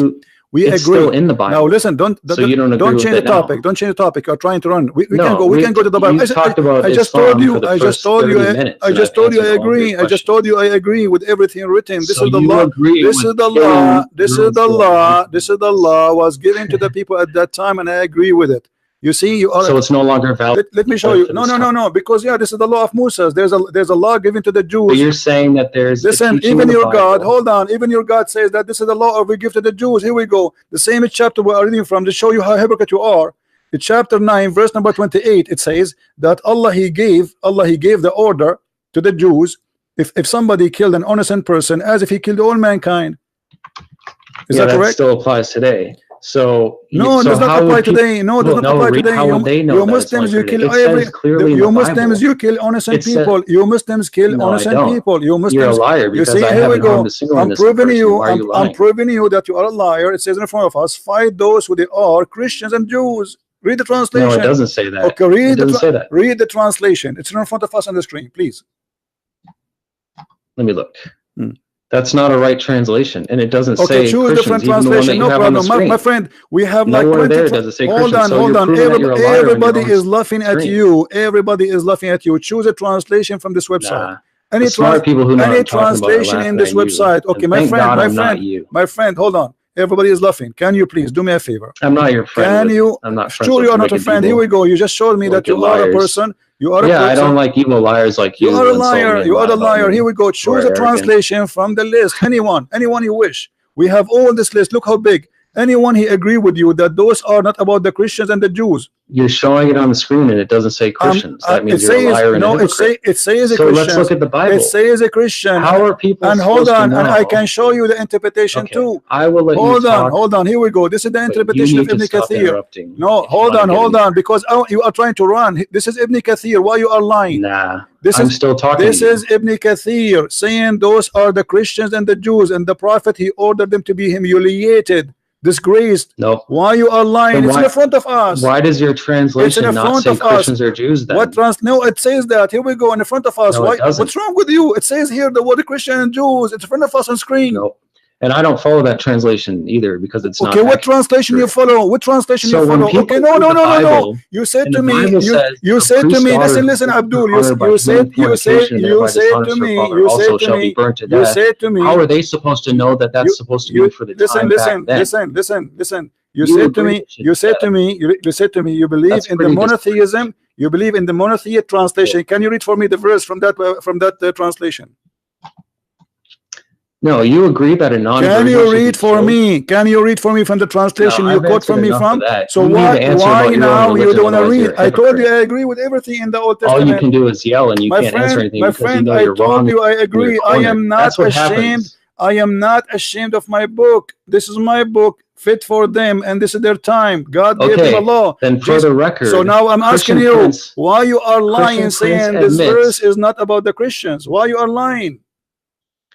So for the record, Christian For Prince the record, admits why you are saying, why you don't read for me, why you don't read for me the verses which is in the Quran translation, the one you just read for me from before? Can you give me the link? Okay, hold on. But okay, I'm not gonna let you keep can somebody find me the monotheism translation for the Quran, the one who told me he is reading from? Can somebody post the link? Yeah, Google it. It's pretty easy. I already read it to you as well. Hold on. It says, fight those who do not believe in the God of the last day. It doesn't say in there. Doesn't say from who? Doesn't say from who? It doesn't say from who? It doesn't say Christians. It says fight those who do not believe in God in the last day. Okay, the monotheist translation. Hold on. Quran. Yes. So for the record, Christian Prince agrees in Leviticus 21:9 that says, a priest's daughter who loses her honor by committing fornication and thereby dishonors her father also shall be burned to death. So he's saying that any priest's daughter who is a non-virgin should be burned to death. He agrees with that. That's pretty evil and disgusting. You are disgusting. How can you say that? How can you agree with that? You are disgusting and you are a liar, because I said that's all you can do as a soulmate. This is the law. This is the law given to the Jews at their time. This is because the Jews they are very much. Listen. This is the law of Moses. You idiot. Even your God, he says we gave Moses the law and the tablet. You are a liar and you are stupid. Didn't your God, he said that he gave it to Moses? It's so funny that all you can do is did your God says he gave it to Moses? Did your God say he gave it to Moses? Guys, give me the translation for this guy. Let's get him busted live on air. The translation for the monotheist. Can you give me the link? Man, can you give me a link yourself? Can you post a link? Can you post a link for me in Paltalk? Can you post a link for the translation? So are you going to go around and find give me a translation? Can you give me the translation you accept? Stop being a coward. Are you a dangerous? Give me the translation you accept. So if you follow the Bible, are you going to go around to all the churches and find their daughters? No, we don't burn. I mean, that's what it says. This is how stupid you are. It says you who burn. Okay, shall I show you that Ali, he burned people alive just because they are wrong? No, he doesn't do that. So you believe that Jesus is God, right? Shall I show you? Shall I show you your prophet? He was going to order to burn people just because you did not show up for Friday prayer. It's our turn to talk about Christianity. So you see, first of all, you are not talking about Christianity, and you are a liar. You are talking about the Judaism. It's from the Bible. What do you mean? The Bible is a book of books. This is the book of the Jews. Don't you follow the Bible? And this is an order. You follow the Bible. No, we don't follow everything in the Bible. You liar. I will give you an example. I will give you an example. I will give you an example. I will give you an example, a very clear example. In the beginning of the Bible, it says that the man. Follow the entire okay, hold on, and you do say the same. In the hold on. Did the children of Adam have sex with their sisters? Yes or no? Did the children of Adam have sex with their sisters? Well, that's ridiculous. Did they have sex with them? So it was allowed for them. So it was allowed. So it was allowed for them, but it's not allowed for us. To their fathers. Listen. So it was not. It was allowed for them, not allowed for us. That you should kill their son. So this guy, he just want to talk. Was it allowed? Nah. No, let me ask you. You talk over me. Okay, hold on. Did your prophet allow the muta? Do you follow the muta? No, I don't even know who that is. Chapter 4, verse number 24. Your prophet allow you to rent women for sex. Arabic. Huh? Tell me what muta. Muta, I mean pleasure, sexual pleasure. Yeah, what about it? Did your prophet, he ordered in the Quran, chapter 4, verse 24, to do muta? You see, you are asking me why I don't follow the Old Testament burning somebody, right? It's okay. Your Quran given to you by your prophet, you don't follow it no more. Do you practice muta? No, it says, here's what it says, 424. So in the name of God, the Almighty, the Merciful, Bismillah ar-Rahman ar-Rahim, and the independent for the women except those main temples, the book of God is over you and permitted for you what is beyond this, if you are seeking with your money to be independent for illicit sex. As for those whom you already had your joy with, then you shall give them their dowries as an obligation. There is no sin upon you for what you agree after the obligation. God is knowledgeable, wise. It says right there, not for illicit sex. Lewdness is forbidden. So let's talk about It what you says believe. paying them. It says paying them. Okay, hold on. We found the translation. We found the translation. So you believe Jesus is we God, found right? the translation you choose for us. What do you say? Shall we Why read are you it? so afraid Shall to we talk read about it? your beliefs? Shall we read it, you coward? Shall we read it? This is the translation. This is the translation. I just read it verbatim. This is the translation you choose for us. Can we read it? I just read it to you. Go ahead and read the same thing. No, chapter 9, verse number 29. We will go one by one. Chapter 9, verse 29. Why are you so afraid to talk about your religion? We did. I answer you. And not only that, I said, I agree. Now let us read together. So you agree that you should slaughter sons for the guilt of their fathers. Listen. That's what the Bible says. Guys, now answer the question. Listen at this guy. Quit running away he said and to being a me, hypocritical shut up for a second. Just for a second, please. Just for a second, please. For a second. This is the translation. You lie to us and you say, you lie to us, you coward, you coward. Let me talk. You lied to us and you said, it doesn't say anything about the Christians. I quoted it verbatim. This is the translation. Shut up, you idiot. Let me talk. This is the translation you quote for me. It says, giving the book. Who are they, those who are giving the book? You coward. Who is the one giving the book? Who is the one giving the book? Why you don't want to read it? You can't even. Chapter 9. Shut up. What a donkey. Guys, this is the translation he gave us. He said the monotheist translation. It says those who they have given the book. I'm going to call you back and you tell me who is the one who's giving the book. You liar, you coward, you have no dignity. You said it doesn't say there anything. You cut the word the book. Everybody heard you, it's recorded. Here it says, from those the people who they are giving the book, who are they the one giving the book? I will call you back.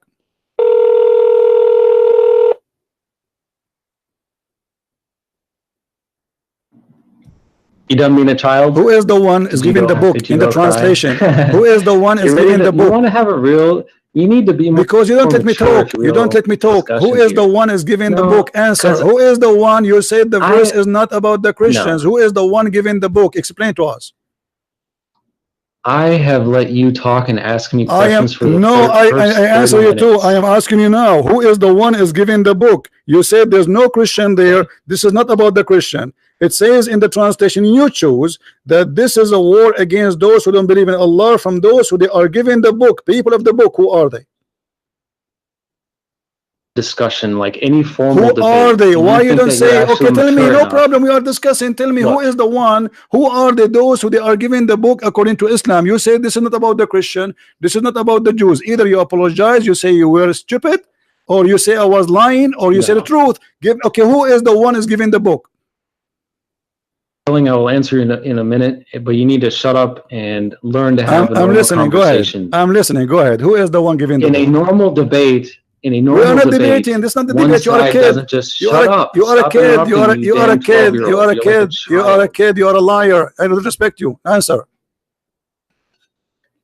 In a debate, they don't allow one person to constantly yell and interrupt the other person. You are the one. You are the one who interrupting. I am asking you. You change the topic. You change the topic because you are a coward. Now answer. Stop talking. Stop talking. Saying nothing. What is the answer? What is the answer? What is the answer? You potato. What is the answer? Are you going to answer or not? Are you going to answer? If there's any Christians who want to have a real discussion, then contact me. We can have an actual No, don't run. Who are they? The people of the book. You coward. Why you want to leave? Just tell us who is the people of the book. Just interrupts. You coward. Like a little kid. I am interrupting. I am not interrupting. I'm waiting for you to answer. I gave you the mic 15 minutes ago, and then now you want to answer. Have a real discussion. That's why he's never. Don't run and don't hang up. Don't hang up. Imagine like in university. I'm not going to talk. I'm waiting for the answer. I'm waiting for the answer. Go ahead. Okay, then let's be fair. I will answer one more of your questions. Okay, not one more. No, just answer this one. Just answer this one, please. You say there's no Christian, there's no Jews in chapter 9, verse 29. Listen, you said there's no Christian, there's no Jews in 9:29. And this is the translation you choose. We've gone over this 5 times. No, you did not. You did not read the word. You did not read the people of the book. It says the people of the book. Who are the people of the book? It doesn't say that. Right here. It doesn't say that. It's in the front of us on the screen. It's in the front of us in the screen. Are you stupid? It's in the No, screen. Everybody is laughing it at doesn't. you. This is It the says monotheist group editor translation. Read it, guys. This is the translation you choose for me. Stop lying. no. Fight those who do not believe in God or the last day. That's what it says. Nor do they restrict what God and his messenger have restricted, nor do they uphold the system of truth from among the people who have been given the book. Talking Thank about the you. Who Quran, are they? The until one, they the pay the people. reparation Wonderful. Who are until they? they are. You said it doesn't say Christian or Jews. Who are they? The people of the book.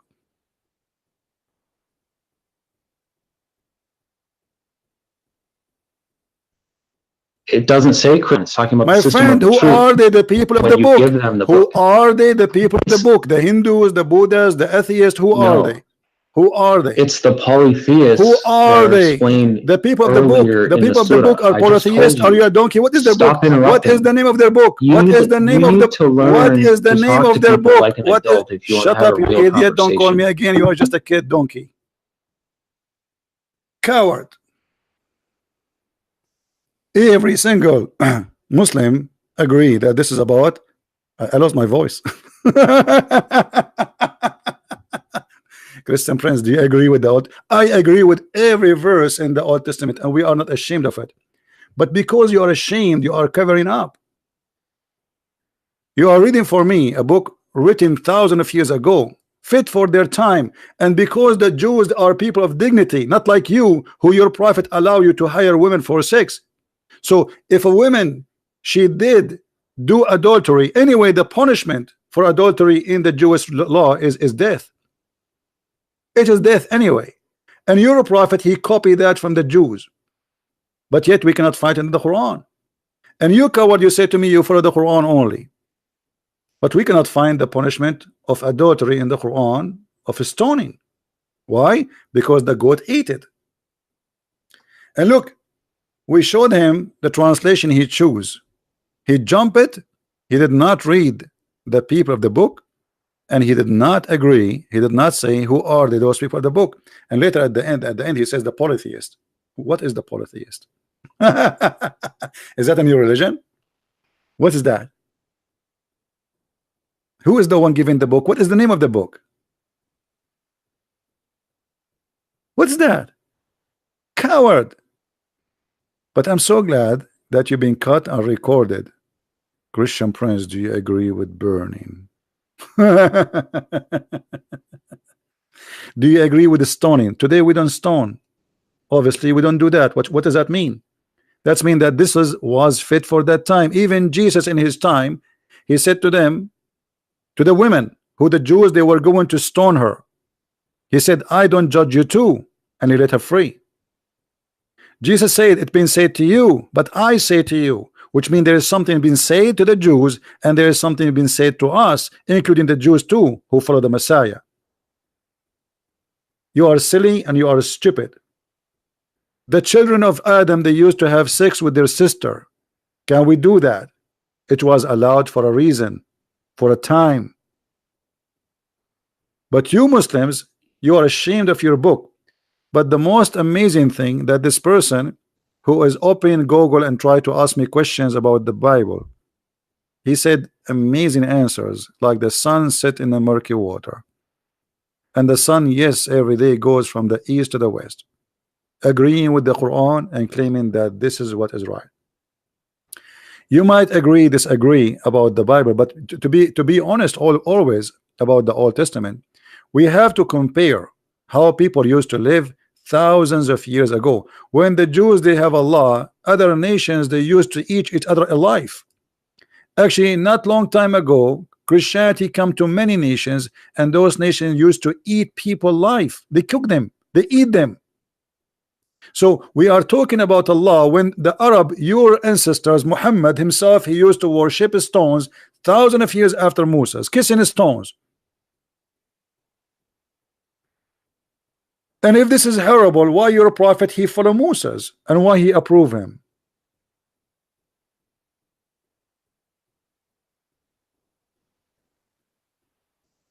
You see what happened always, you will see somebody, he will come in the year 2019. He says, look what it says here. Well, go there and live at that time.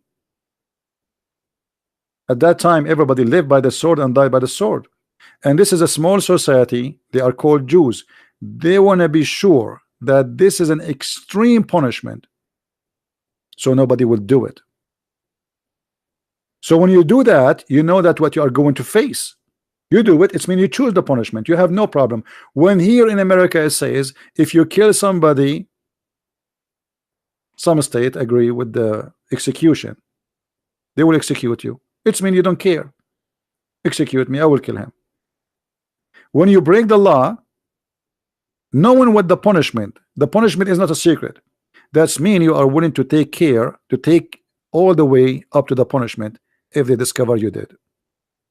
So when we speak about something, we speak about it in the time and in the history. We don't compare it today. Until now in Texas there is a law. It says women underwear are not allowed to published in the public with men underwear. When we hear this we laugh.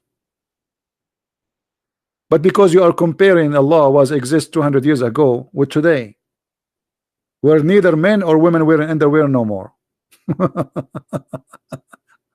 So, you know, when a Muslim he tried to put down the Old Testament, we laugh at you. Muhammad, he came thousands of years after Moses, and he take us back to the cave time.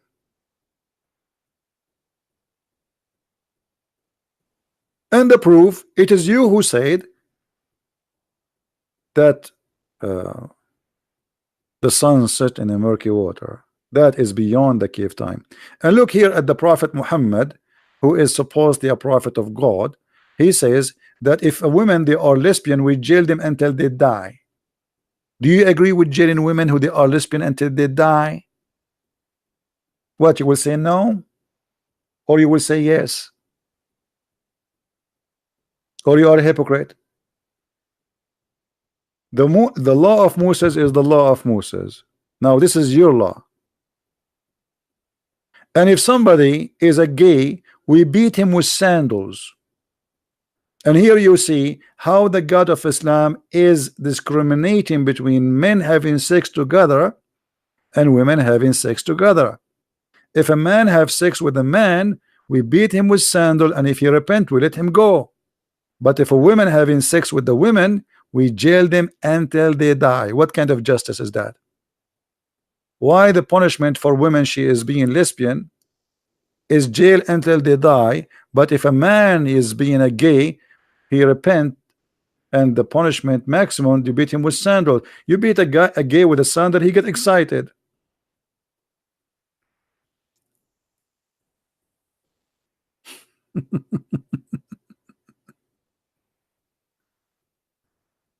Sandals, and if you repent, you let him go.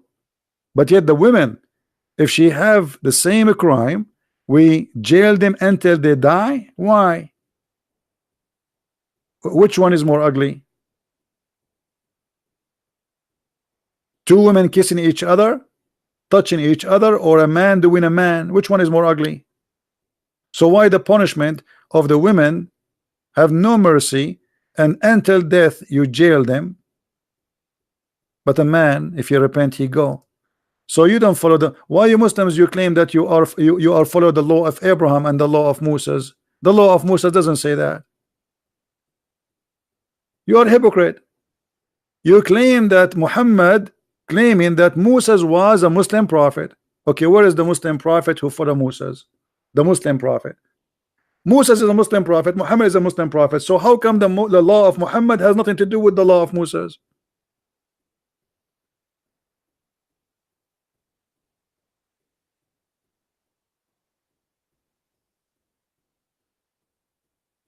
And you notice like how he keeps shouting, talking, he will not answer. I said to you, I agree with everything in the Bible. I agree with everything. Those things fit perfectly for that time. At that time, people don't have even law. People, people live by the sword and die by the sword.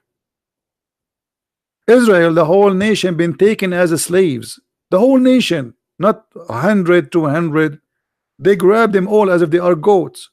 Have you ever heard of such a thing? So you want to compare people who live 3,000 years ago with people who live 3,000 years ago. Not you come today where women they go in the beach and they are almost wearing nothing.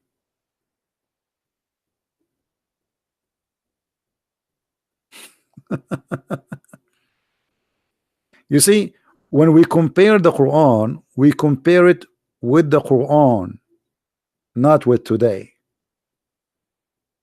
We prove Islam to be false at the time of Muhammad, not necessarily today.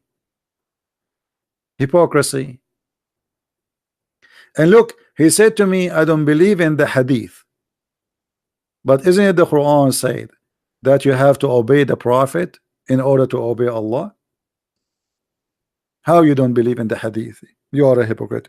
But I believe he said to me that, so he will avoid showing him the hadith. He will say to himself, okay, I will say to him, I don't believe in the hadith, and that will cut any try from him to get me busted from the hadith. I will say, I don't believe in the hadith. That's it, it's gone. But the Quran written in the same time, and there's nobody have the Quran. Actually, nobody have the book of Al-Bukhari. Al-Bukhari does not exist. Nobody have the book of Sahih Muslim. Does not exist. Nobody. Those books are not printed. This is somebody claim that this is what Al-Bukhari said. Same for the Quran. We don't have the Quran. Nobody have the Quran. All the Qurans they have is written centuries after Muhammad. It's coming from a recitation. Even the official Quran, which is printed by Saudi Arabia, in the first page it says that this Quran is according to the recitation of Muhammad. Recitation. Because there's no book.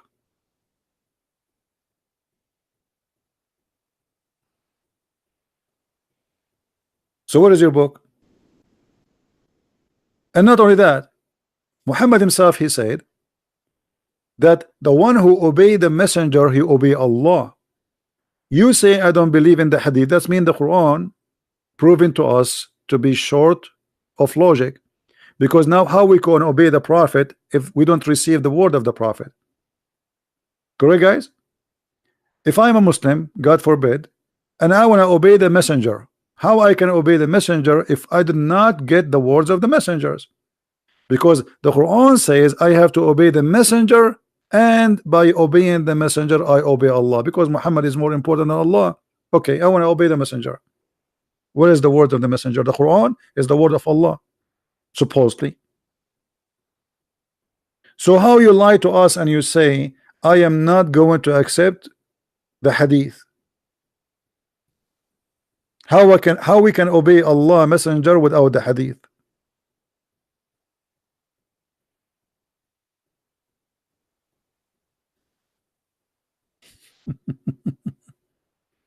Right? Now listen.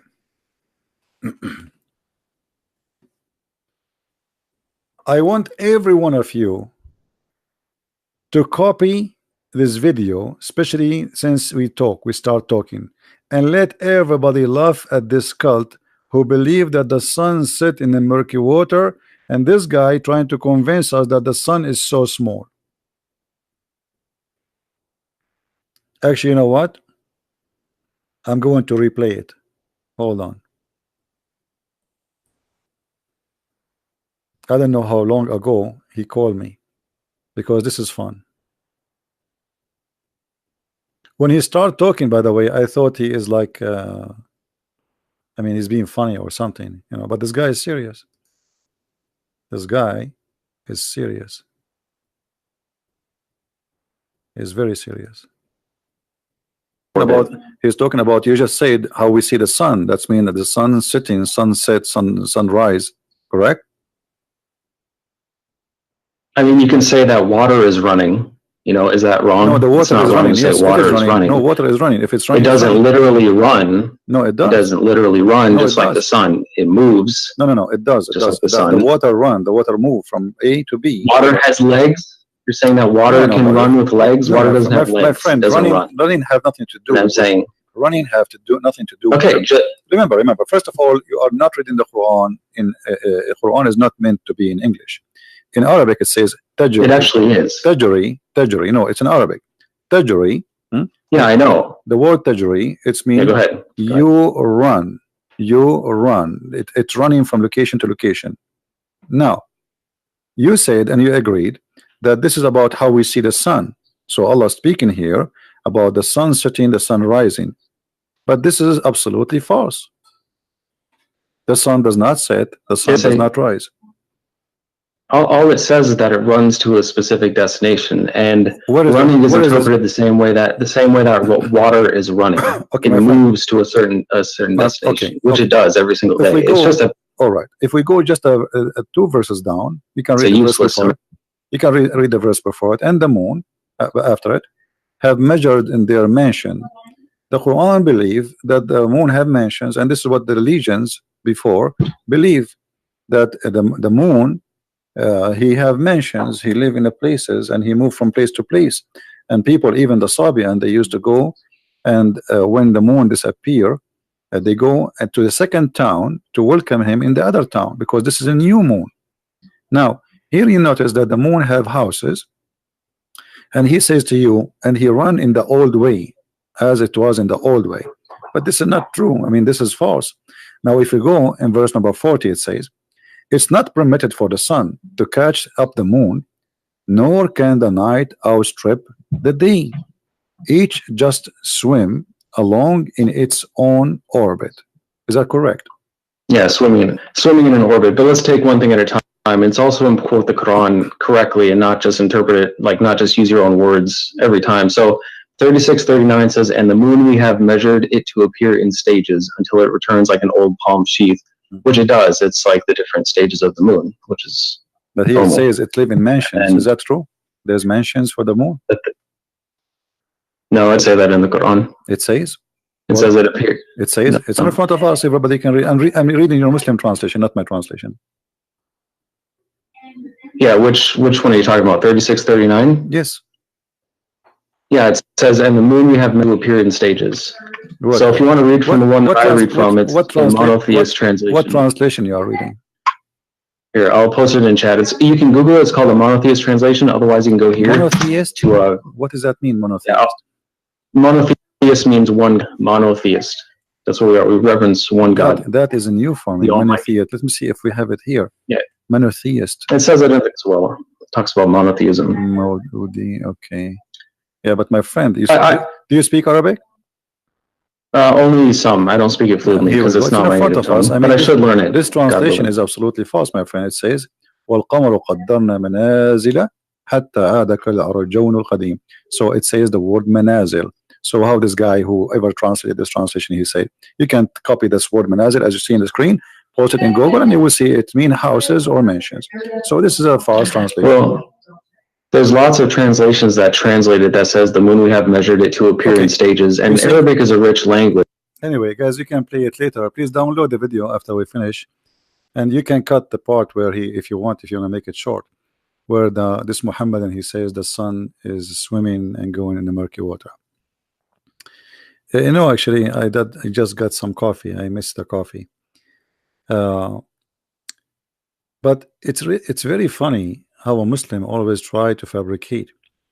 Right away, they don't want interpretation of any scholar. They don't want the hadith. And he is a Muslim. He is the one who understands the Quran.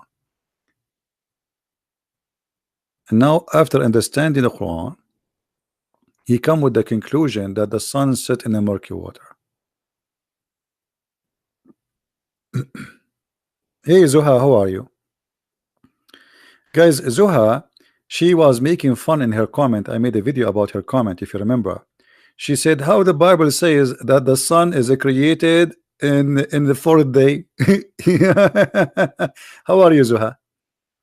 Zuha, so you are making fun of the Bible for saying that, but the Bible says in the beginning God, not Allah, created the light. So we have light, but in your Quran Allah created the light at the end.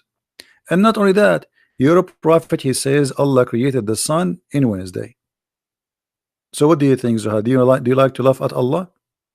Because you said this is against the science. Everybody, I have a video, everybody can watch it. Your comment is there. Correct, guys? Your comment is there. I am a normal human being. I'm so glad that you are a normal human being. Why? I was expecting you to have 4 legs. I know you are a human being. That's why I'm talking to you. Otherwise, I will not talk to you. Like when we talk to cats, we say meow, meow. I'm talking English to you, so obviously you're a human being. I'm talking to you. So what does have to do with my question? Why you made fun of the Bible saying how God can create the sun in 4 days, and this is against science? But while the Quran says Allah created the sun at the last day. So now you are a human being, like a week ago you were not. Hmm? Isn't it this is Quran? Your Quran? Let us go to the Quran. This is your Quran, not my Quran. It says that Allah, the last thing He created, it was the lamps. The last thing after He finished everything, the human, the animals, everything. So what we will do now, Zuha? What do you think? Chapter 41, verse number 10. Allah He create number 9 actually. He created the earth in 2 days. And then in 4 days, He put mountains in the top of the earth. Allah, He imported mountains from Home Depot. He brought the trucks, and then He placed the mountains in the top of the earth. Okay. And then He created the grass and the trees and everything, as you see. And then after that, He went to the sky. And the sky was totally smoke. There's nothing there. Nothing. Smoke. Nothing. And then He completed them as 7 heavens. All right. And then He created the lights only in the lowest heaven. This is the last thing Allah He did. Do you see it? The last thing Allah did, He created the day and the night according to this verse. So what do you think, Zuha? Are you going to leave Islam now?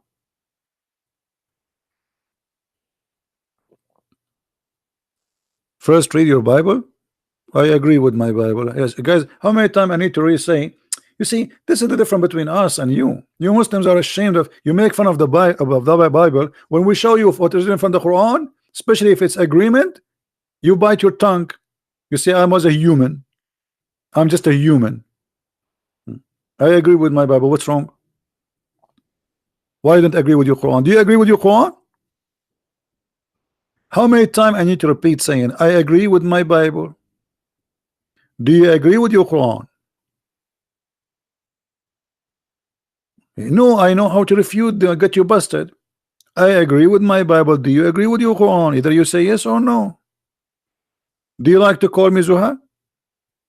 Do you like to give me a call? Call me, and you can read for me from the Bible, by the way. No problem. I like it. But obviously you don't want us to read your Quran. That's why you're upset. And you pause for us to read the book of Judges. Okay, what is the book of Judges in the Quran? Why we don't have it? How come the Jews they have it, you don't have it? Where is the Psalm? Where's the book of Moses in the Quran? I mean, what kind of book this book is? Why the book of the Jews have every prophet book, and in the book of Muhammad there's nothing but fairy tale stories? Where is the stories of Moses? Where is the book of Moses? Shouldn't the Quran, if you Muslim, you say that Moses was a Muslim prophet, shouldn't the Quran be a book by itself additional to the book of Moses? You say to us that Isa was a Muslim prophet, shouldn't the Quran be additional book to the book of Isa? Where is the book of Isa? Islam religion is like an orphan religion. It is an orphan. There's no daddy, there's no mommy, there's no books, there's no reference, there's no witnesses. Nothing. There's no manuscript. Where is the Quran itself? Where is the Quran? Who is a Muslim want to show me the Quran? There's no Quran. Even you Muslims, you say to us that Uthman he burned all the Quran. Why Uthman burning the Quran? He have Islamophobia? Why Uthman did that? I think Uthman was the first Islamophobia. Shame on you, Uthman. Uthman, the Caliphate was Islamophobia, burning the Quran.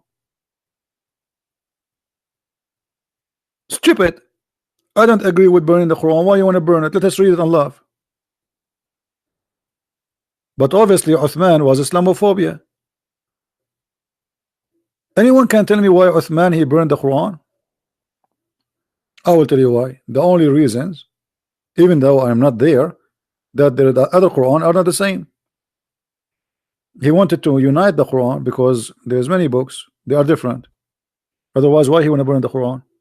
Imagine I have 1 billion copy of the Bible. Why I want to burn it?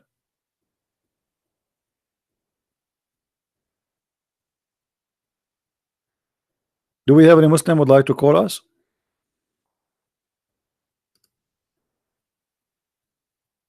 And by the way, the verse we see in front of us on the screen, chapter 41, verse number 12 and 10 and 9, 11, it's total contradiction for chapter 79, because in chapter 79 Allah created the heaven first and then he finished the earth. In chapter 41 Allah created the earth first and then he finished the heaven, which is a clear evidence that the Quran cannot be a book of God. I mean, this is the most simple way to see how silly the Quran is. Have you ever heard of a God who don't remember the order of his creation?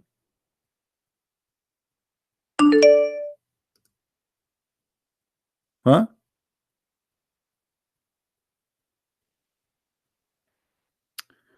Hey, somebody saying to me, uh,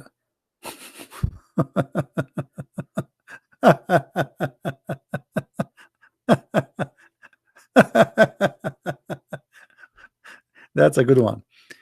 Guys, somebody says to me, I am from the Mossad. Do you like to work for us? I work for Jesus, my friend. What Mossad? I don't know how stupid what you are saying to me. We work for Jesus. This is our employer. What Mossad? I know how silly you are.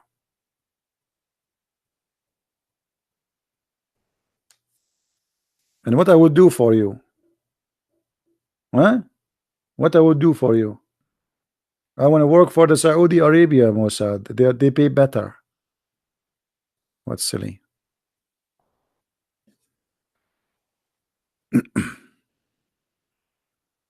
And by the way, we debate the Jews too. I have many videos getting many Jews busted.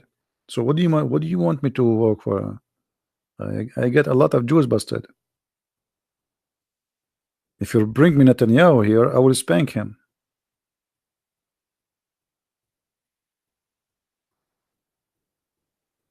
Do we have any Abdul?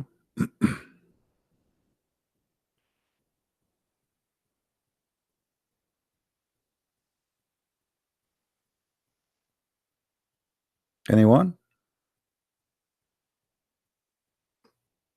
Yeah, you know, we don't take a side. I mean, anyone who is wrong, he's wrong. That's it. I made many videos, you know, rabbi, even Christian minister, Protestant, Catholic, I don't care. You say something wrong, I'm against you. It doesn't matter who you are. And the Jews, they will not be saved unless they accept the Messiah. They are not better than the Muslims. There's no salvation but by the Messiah. As simple as that.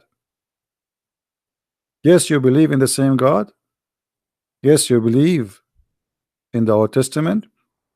But I believe strongly that there's no salvation but by Christ himself.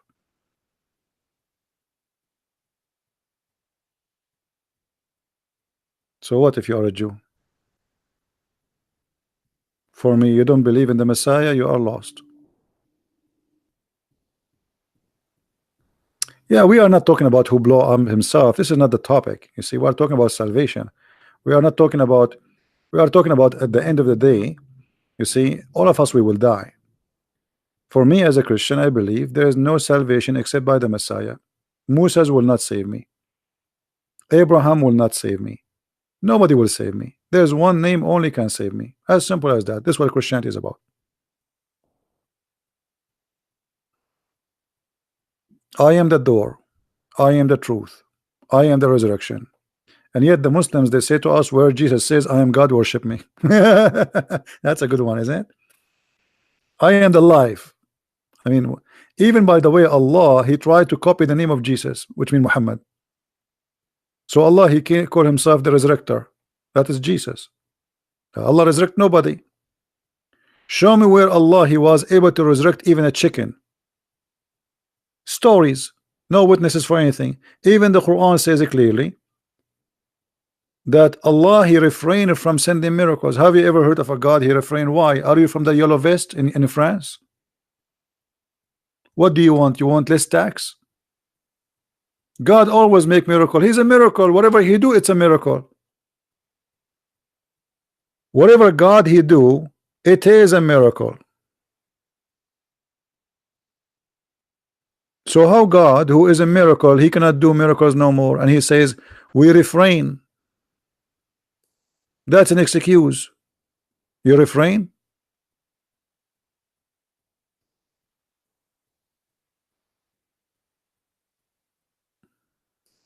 Nice to meet you, Mr. Refrain.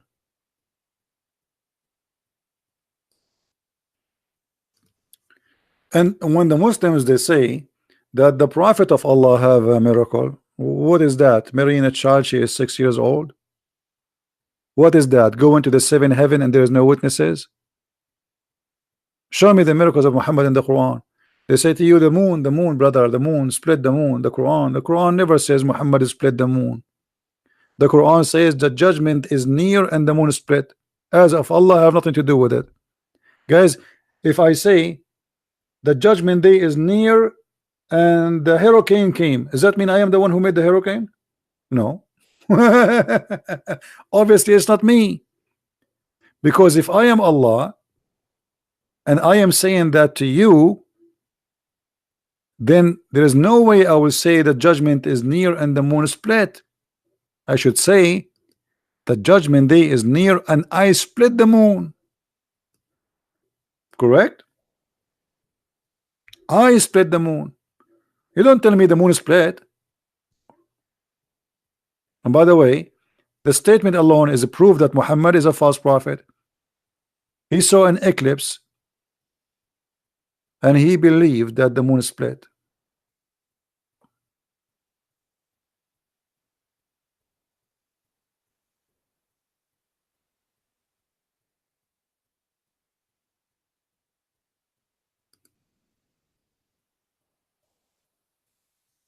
Do you see it?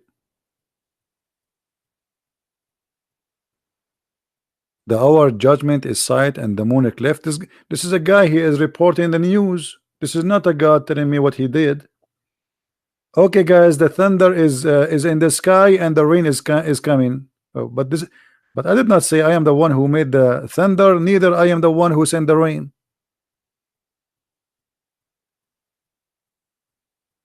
You see it? This is the miracle they claim, and this miracle proven to us that Islam is to be false. Because if Muhammad making a prophecy according to his God, he is saying the judgment day is near, but this is 1400 years ago, and the judgment day is not until now. It's not here.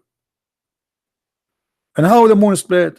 Where? Okay, did we glue it together again?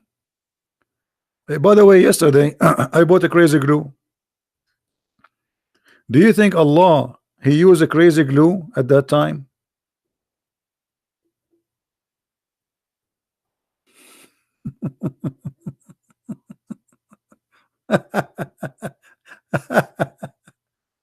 Oh boy.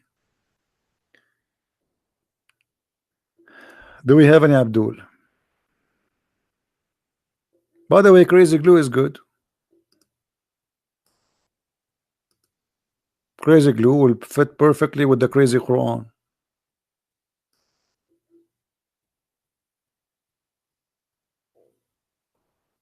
Because you have to be crazy to believe that the moon split asunder. And what happened? Allah changed his mind after he split it. Okay, this is a sign of judgment day. That's mean judgment day. So what happened? He changed his mind. He put it together again. He looked suddenly at his smartwatch. He said, oh, it's too early. I'm going to change the hour now. You split it already. And now we heard the Abdul trying to convince us that the sun really set in murky water. And look, I said to him murky water. He says no, not murky water, hot water. Supposedly, like, I mean, it make a difference. By the way, he was correcting me. I said murky. Actually, he is right. It's hot water. But look, he's like, this is the man is consistent. Like, no, it's not the murky water. It's a black, dirty, hot water. Oh, okay. And the sun is there now. Oh, okay.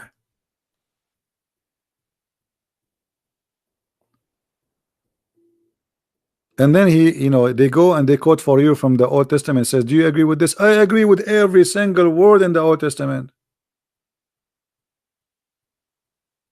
We are not like you, ashamed of our book. Why I will not agree? This is why we call it the holy book. Otherwise, why we call it holy book? Why we have it as our book? There's a law was given to people who they live in a time, and that is their law. And this is why Jesus, he complete the law, he fulfilled the law. I did not came to destroy, I came to complete. So the law was not perfected yet, and the Messiah, he perfected the law. So people before the Messiah was living by the law. People after the Messiah, they are living by the grace of God.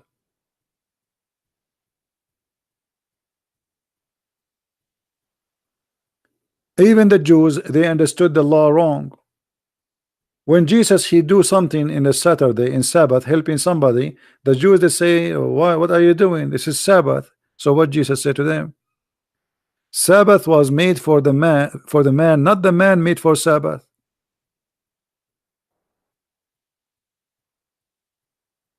So you go and you say to me, the book says Sabbath, Sabbath. If you break the Sabbath, we would do this to you. But obviously the Jews, they were not practicing the law correctly. They have their own wrong interpretation.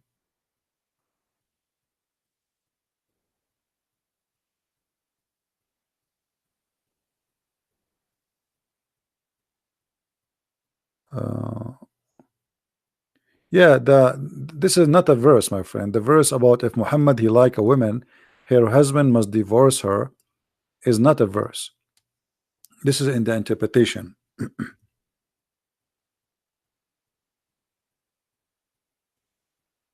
You know the story where Muhammad he liked his own son wife. Let me show you the interpretation.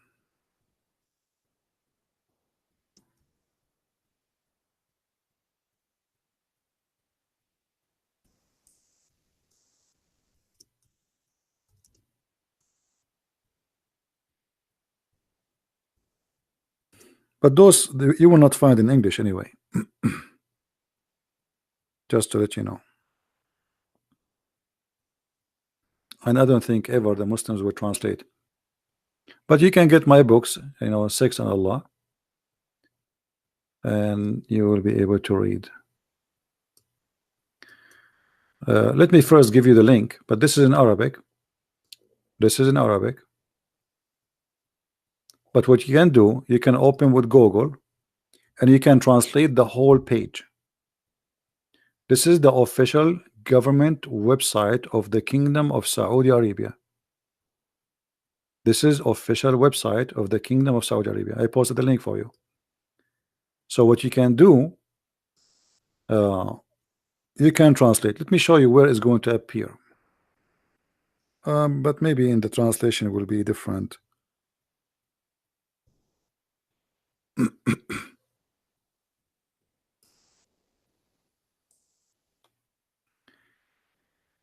Here where it says,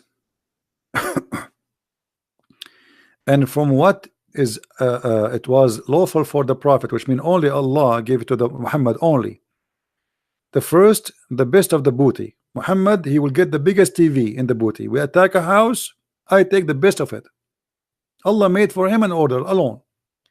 Then number two, to take the fifth from the booty. Number three, the prayer. Number four, to have increase of number of wives. Number five, to if a woman by hiba, which means to give herself. You do not need to marry her. You do not need to ask for engagement. She give herself. She is lawful. Number six, to have sex with a woman without the permission of her father. Number seven, to do that, to have sex with a woman without paying a dowry, because it's sex, is not marriage. Number eight, to have sex during doing Hajj or going around the Kaaba. Number nine, If he take an oath, he can take an oath to his wife, but he can break it. It's lawful for him. Number 10, and here is the problem, or all of them they are problem actually. إذا وقع بصره على امرأة وجب على زوجها طلاقها. If his eyes fall into a woman, her husband must divorce her, and it is lawful for him to F her. Let us use a Google translation. All right, Google will not really give a good translation, but you know.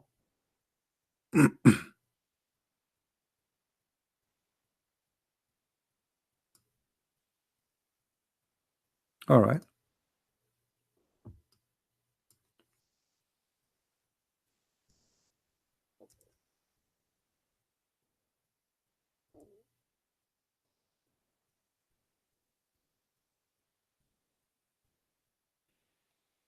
here we go. You see, this is the other translation. If he sees his eyes on a woman, for sure here translation is not correct. If his eyes fall into a woman, her husband must divorce her. Capiche? Do you see it? Number 10. So all what you need to do, the link I gave you, use Google translation. It's not accurate, but better than nothing. I mean, this is a prophet of God. If his eyes fall into a woman, her husband must divorce her. Why? Why? What is that? What does this have to do with religion? What does this have to do with God? So because I'm a prophet of God, if I like your wife, you have to give her to me? If your wife, she walk by and she serve me some tea or some coffee and I like her, you have to divorce her immediately so I can sleep with her. And by the way, all cult leaders, they share the same thing. All cult leaders, they tell many women to sleep with them. All the women who come to their religion, they want to sleep with them.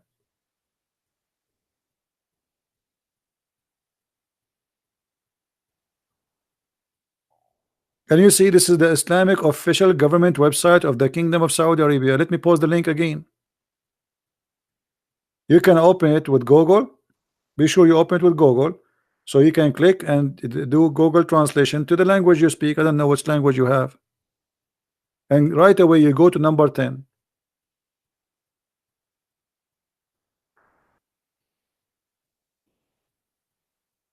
What those numbers you are giving me, Bomba? What those numbers, Bomba?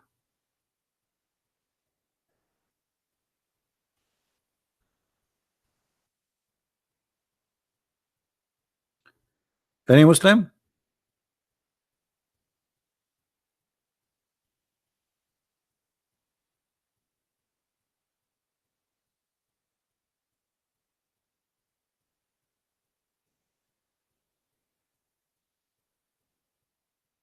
Any Muhammadan?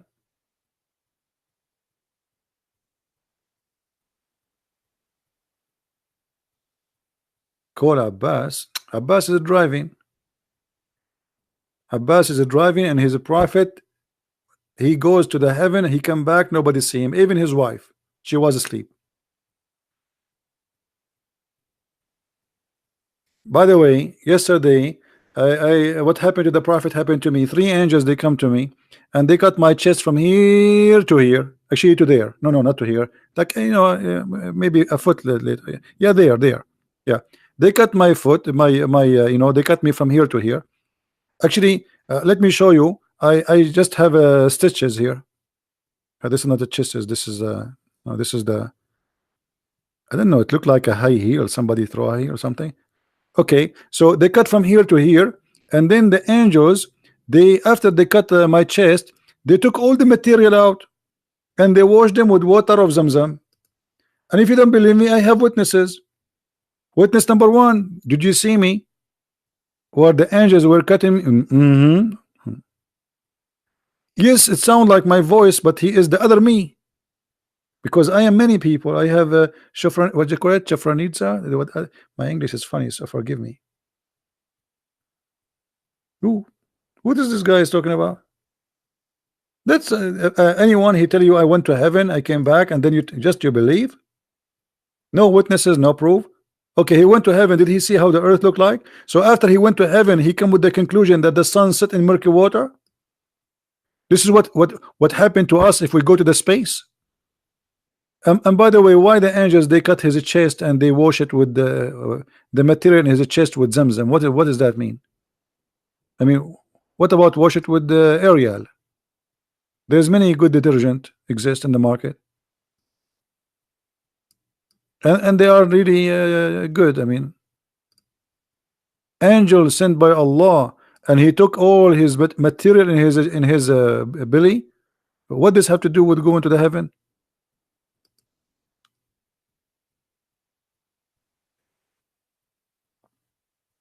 By the way, I heard, brothers, that hold on, let us call Zach and I.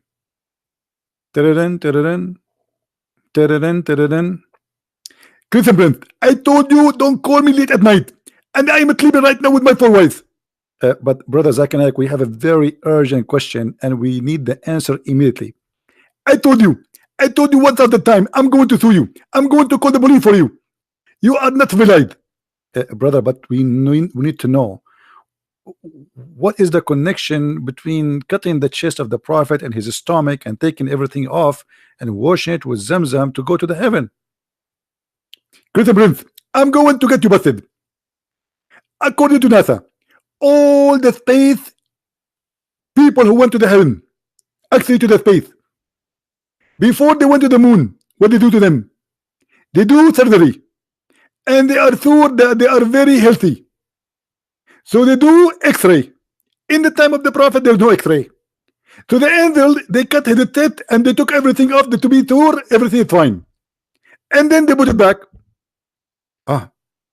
So because they want to be sure that he is healthy because he will go to the space? Absolutely. And I think now I get you busted. Well, I have to agree. I mean, your answers, by the way, is amazing. Amazing how fast you make those answers. I told you, I'm smarter than you, and I am more sexy than you, and I know it. And don't call me again. Hello. He hang up. Anyone knows what the point?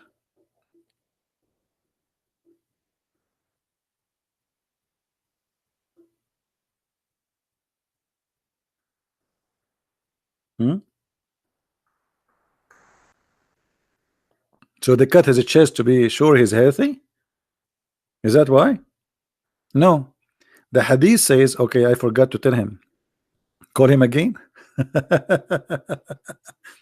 According to the hadith, guys, according to the hadith, which means according to Muhammad tell, they cut his chest so they can install in his chest a dish of faith and a dish of wisdom.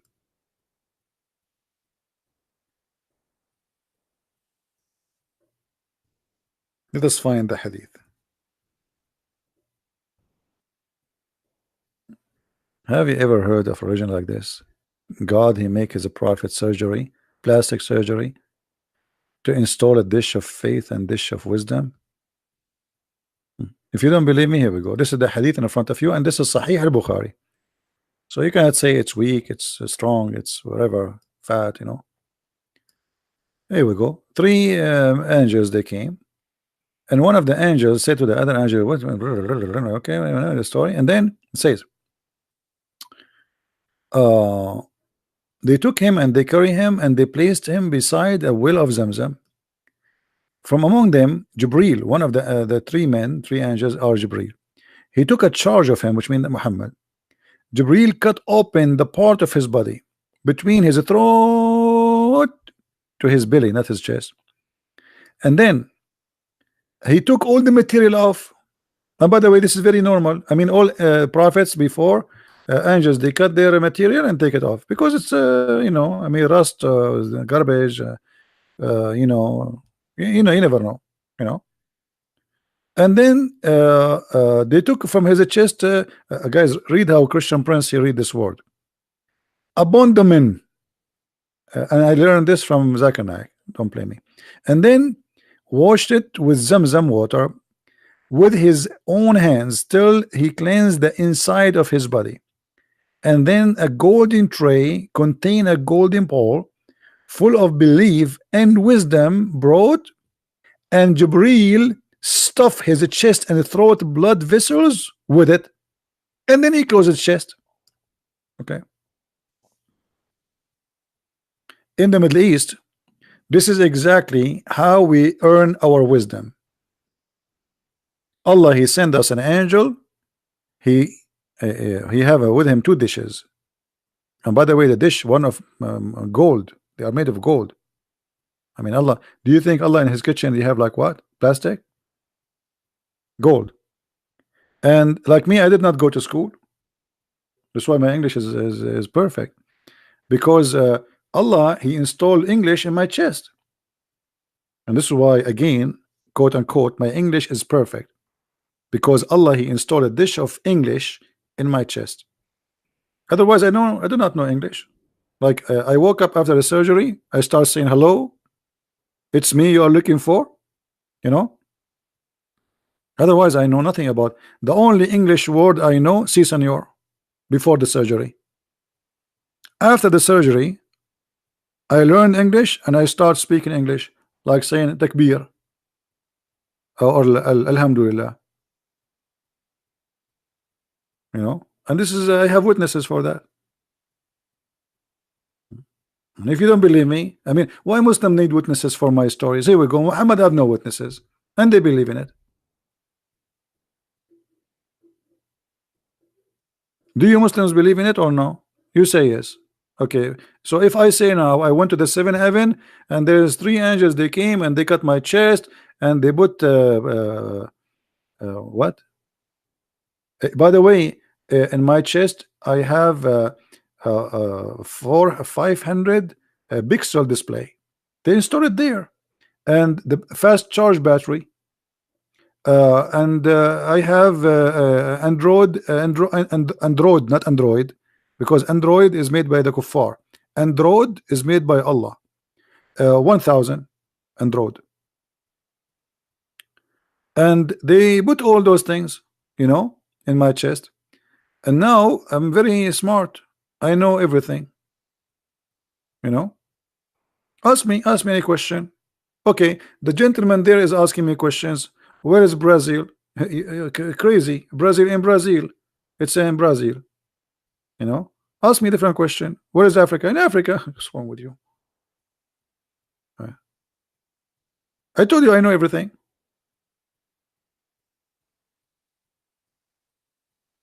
Yeah, and I know things you do not know. As an example, I have a cat. Her name is Susu. Do you know the name of my cat? You don't. I know it. That's proof that I am God. Worship me. This is what Allah he did with his angels. The angels, they said to him, Adam will commit sin. Allah, he said that, told them, I know not what you don't know. And then he taught Adam the names, and then he placed the things, and he said to the angels, okay, tell me the names of those things. The angels, they look, this one we do not know, and this one we do not know, and this one we don't know. So Allah, he said, okay, Adam, your turn now. Tell them the names I taught you. Adam starts saying rabbit, cow, microwave. And the angel is like, wow, how Allah, he knew the names. He is the one who gave the names for those things, so how he will not know it? What Christian Prince look like? This is a very tough question for me, because I am unlike anything. It's like when you ask a Muslim how Allah look like, what he would say. If you remember when I was debating Dr. Nabil Baikli, he says to me, okay, Christian Prince, Allah is a physical being and he have a leg. Do you think his leg is like yours? And I was looking at my leg. I said, man, good, thank God his leg is not like mine. I mean, if you see my leg, you will die from being terrified. But what does have to do with the question? And why Allah leg have to look like my leg? It doesn't matter, but he have leg. It look like my leg, it doesn't look like my leg, but still, why Allah have a leg? And how he look like? When you say he have a leg, it's me have a leg. Hmm?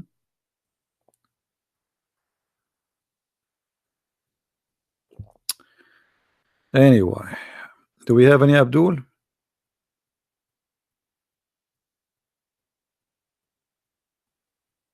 Anyone?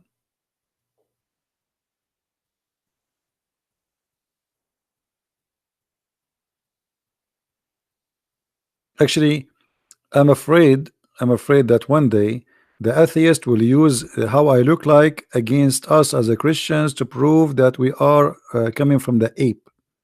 That's why I don't open my camera, brother. I'm not handsome like the Prophet Muhammad. There's a video, a guy he described how the Prophet looked like. I don't know if how many of you watch it. If you watch it, you will die laughing. He says, there's a guy, he came in the middle of the night, and then he saw the Prophet, and then look at the moon, and then he looked at the Prophet, and then he looked at the moon, and then he looked at Prophet, and then he looked at the moon, and then he looked at the Prophet. And the guy is like, he is very emotional when he's talking in the video. Let me do it the same. He do it. He came, and the Prophet was coming, and there's a background music, like very, very sincere music. And he saw the Prophet, and he saw the moon, and he looked at the moon, and he looked at the prophets, and he looked at the moon, and he looked at the Prophet, and he looked at the moon, and he looked at the Prophet, and he looked at the moon, and he looked at the Prophet. Come on, are we going to stay the whole night saying that? Conclusion: the Prophet is whiter than the moon.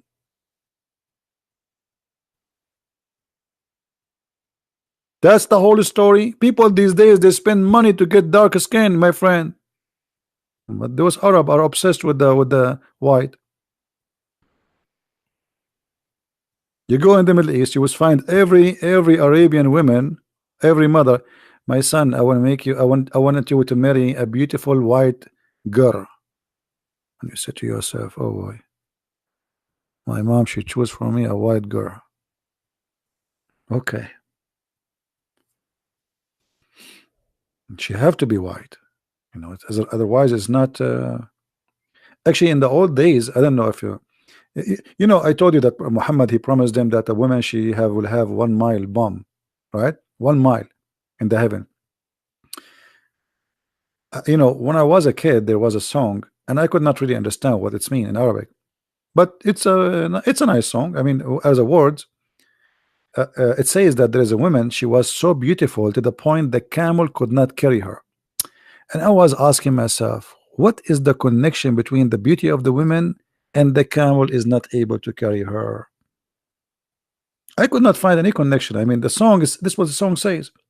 And then later I figure out from the elders, they say that in the old days, if a woman, she is very heavy duty, what I'm talking about, very big, that means she is so beautiful. And if the camel could not carry her, that means she is the beauty queen. Not like today, everybody want to lose weight, blah blah blah blah. Go back in time. You can eat as much as you can, and still the men, they will be fighting to marry you.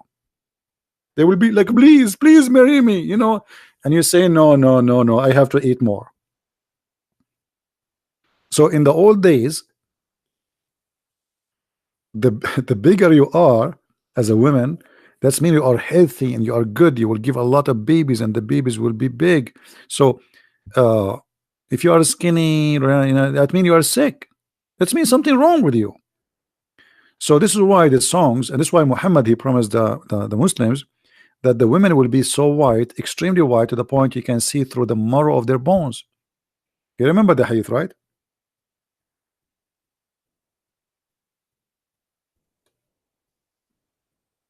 You see it? Because the Arab, they love women who they are extremely white. Not only white, they have to be really, really white.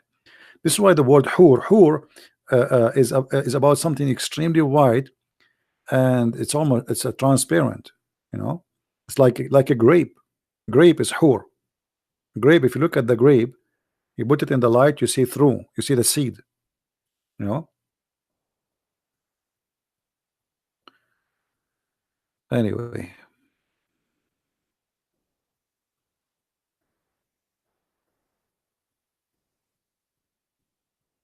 all right. I think we are done for today. I know that we have 966 people. What? Why we have 966 people? Only 776 they like my video. 13 Muslims did not like it. Why?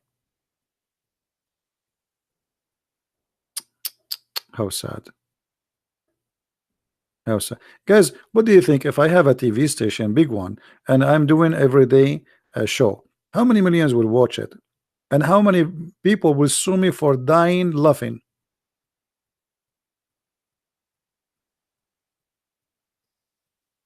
Hmm?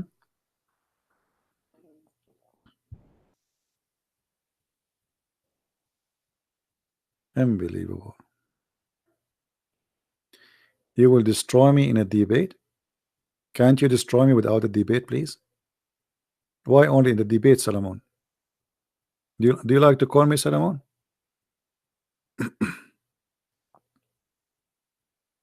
Solomon wanna destroy me in a debate. Okay, Solomon, shall we start? Do you wanna call me?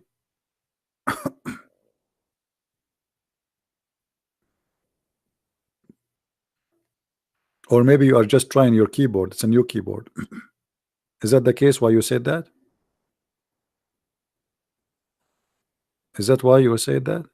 Because I know there's many Muslims they say things to me they don't mean. It's a keyboard thing, like they're trying it. It's a new keyboard. Actually, to be honest with you, since I bought crazy glue yesterday, I am not worried about you calling me because I will glue myself together. I'm not really worried anymore. And I get it for $2 from Walmart. You know, I ask a lady there where I can find the glue. She hold me from my hand and took me as if I'm a kid. Why is that? I was like, where are you taking me? Maybe because I'm so short. I think she thought I am Aisha or something.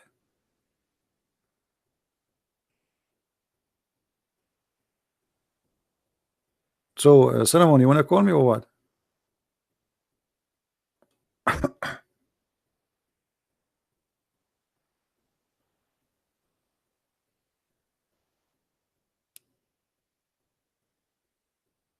Look like he will not call me. I think he was just practicing shouting. Or maybe he have his girlfriend watching the chat and he want to show her how good he is. But you know that we have to admit, the guy who called us an hour ago, he was the best.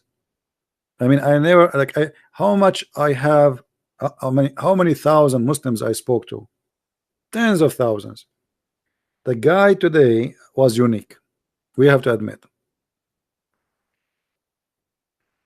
Don't forget to download the video and cut that part when he is talking to me about the sunset, please. And remember, this video will not stay for long, so in a few hours from now we will take it down. And by the way, yeah, Noor, uh, if you are posting in your channel my videos and they flag your videos and they delete your channel, always make many channels. Some of them are activated, some they are not, let us say. So when you lose one, just give me a link, we post it here for you and people will subscribe. Very easy, right?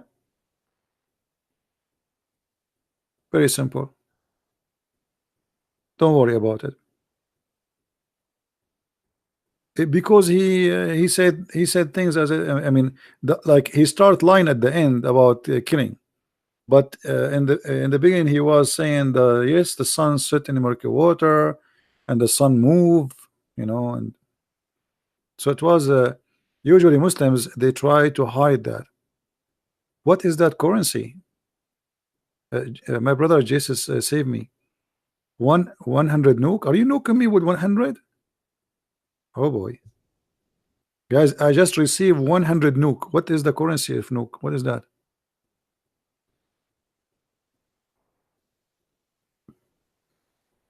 I have 100 nuke now. I am God. To you answer the question that is distinct between I am God. You are God, Solomon.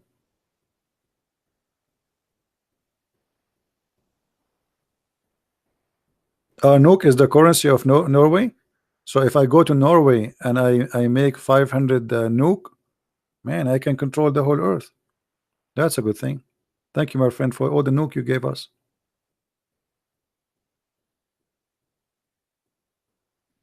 Actually, I want to go to Norway, but it's expensive. I mean, the currency of that country will nuke me in the ground before I buy a sandwich there. I will take the first flight and go back. I saw once a video YouTube. He was talking. He bought a sandwich. How much it cost him? It's so expensive. So your nuke will nuke us down if we go to. I will be homeless there.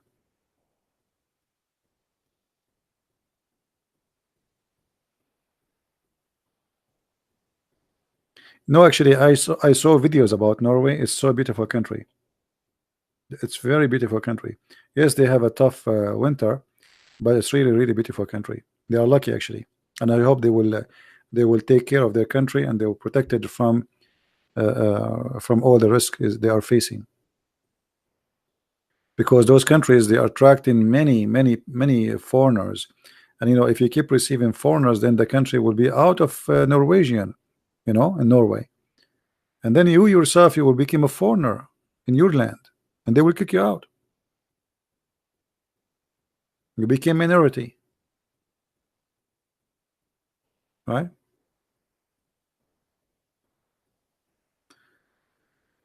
Anyway, I think we have enough for today.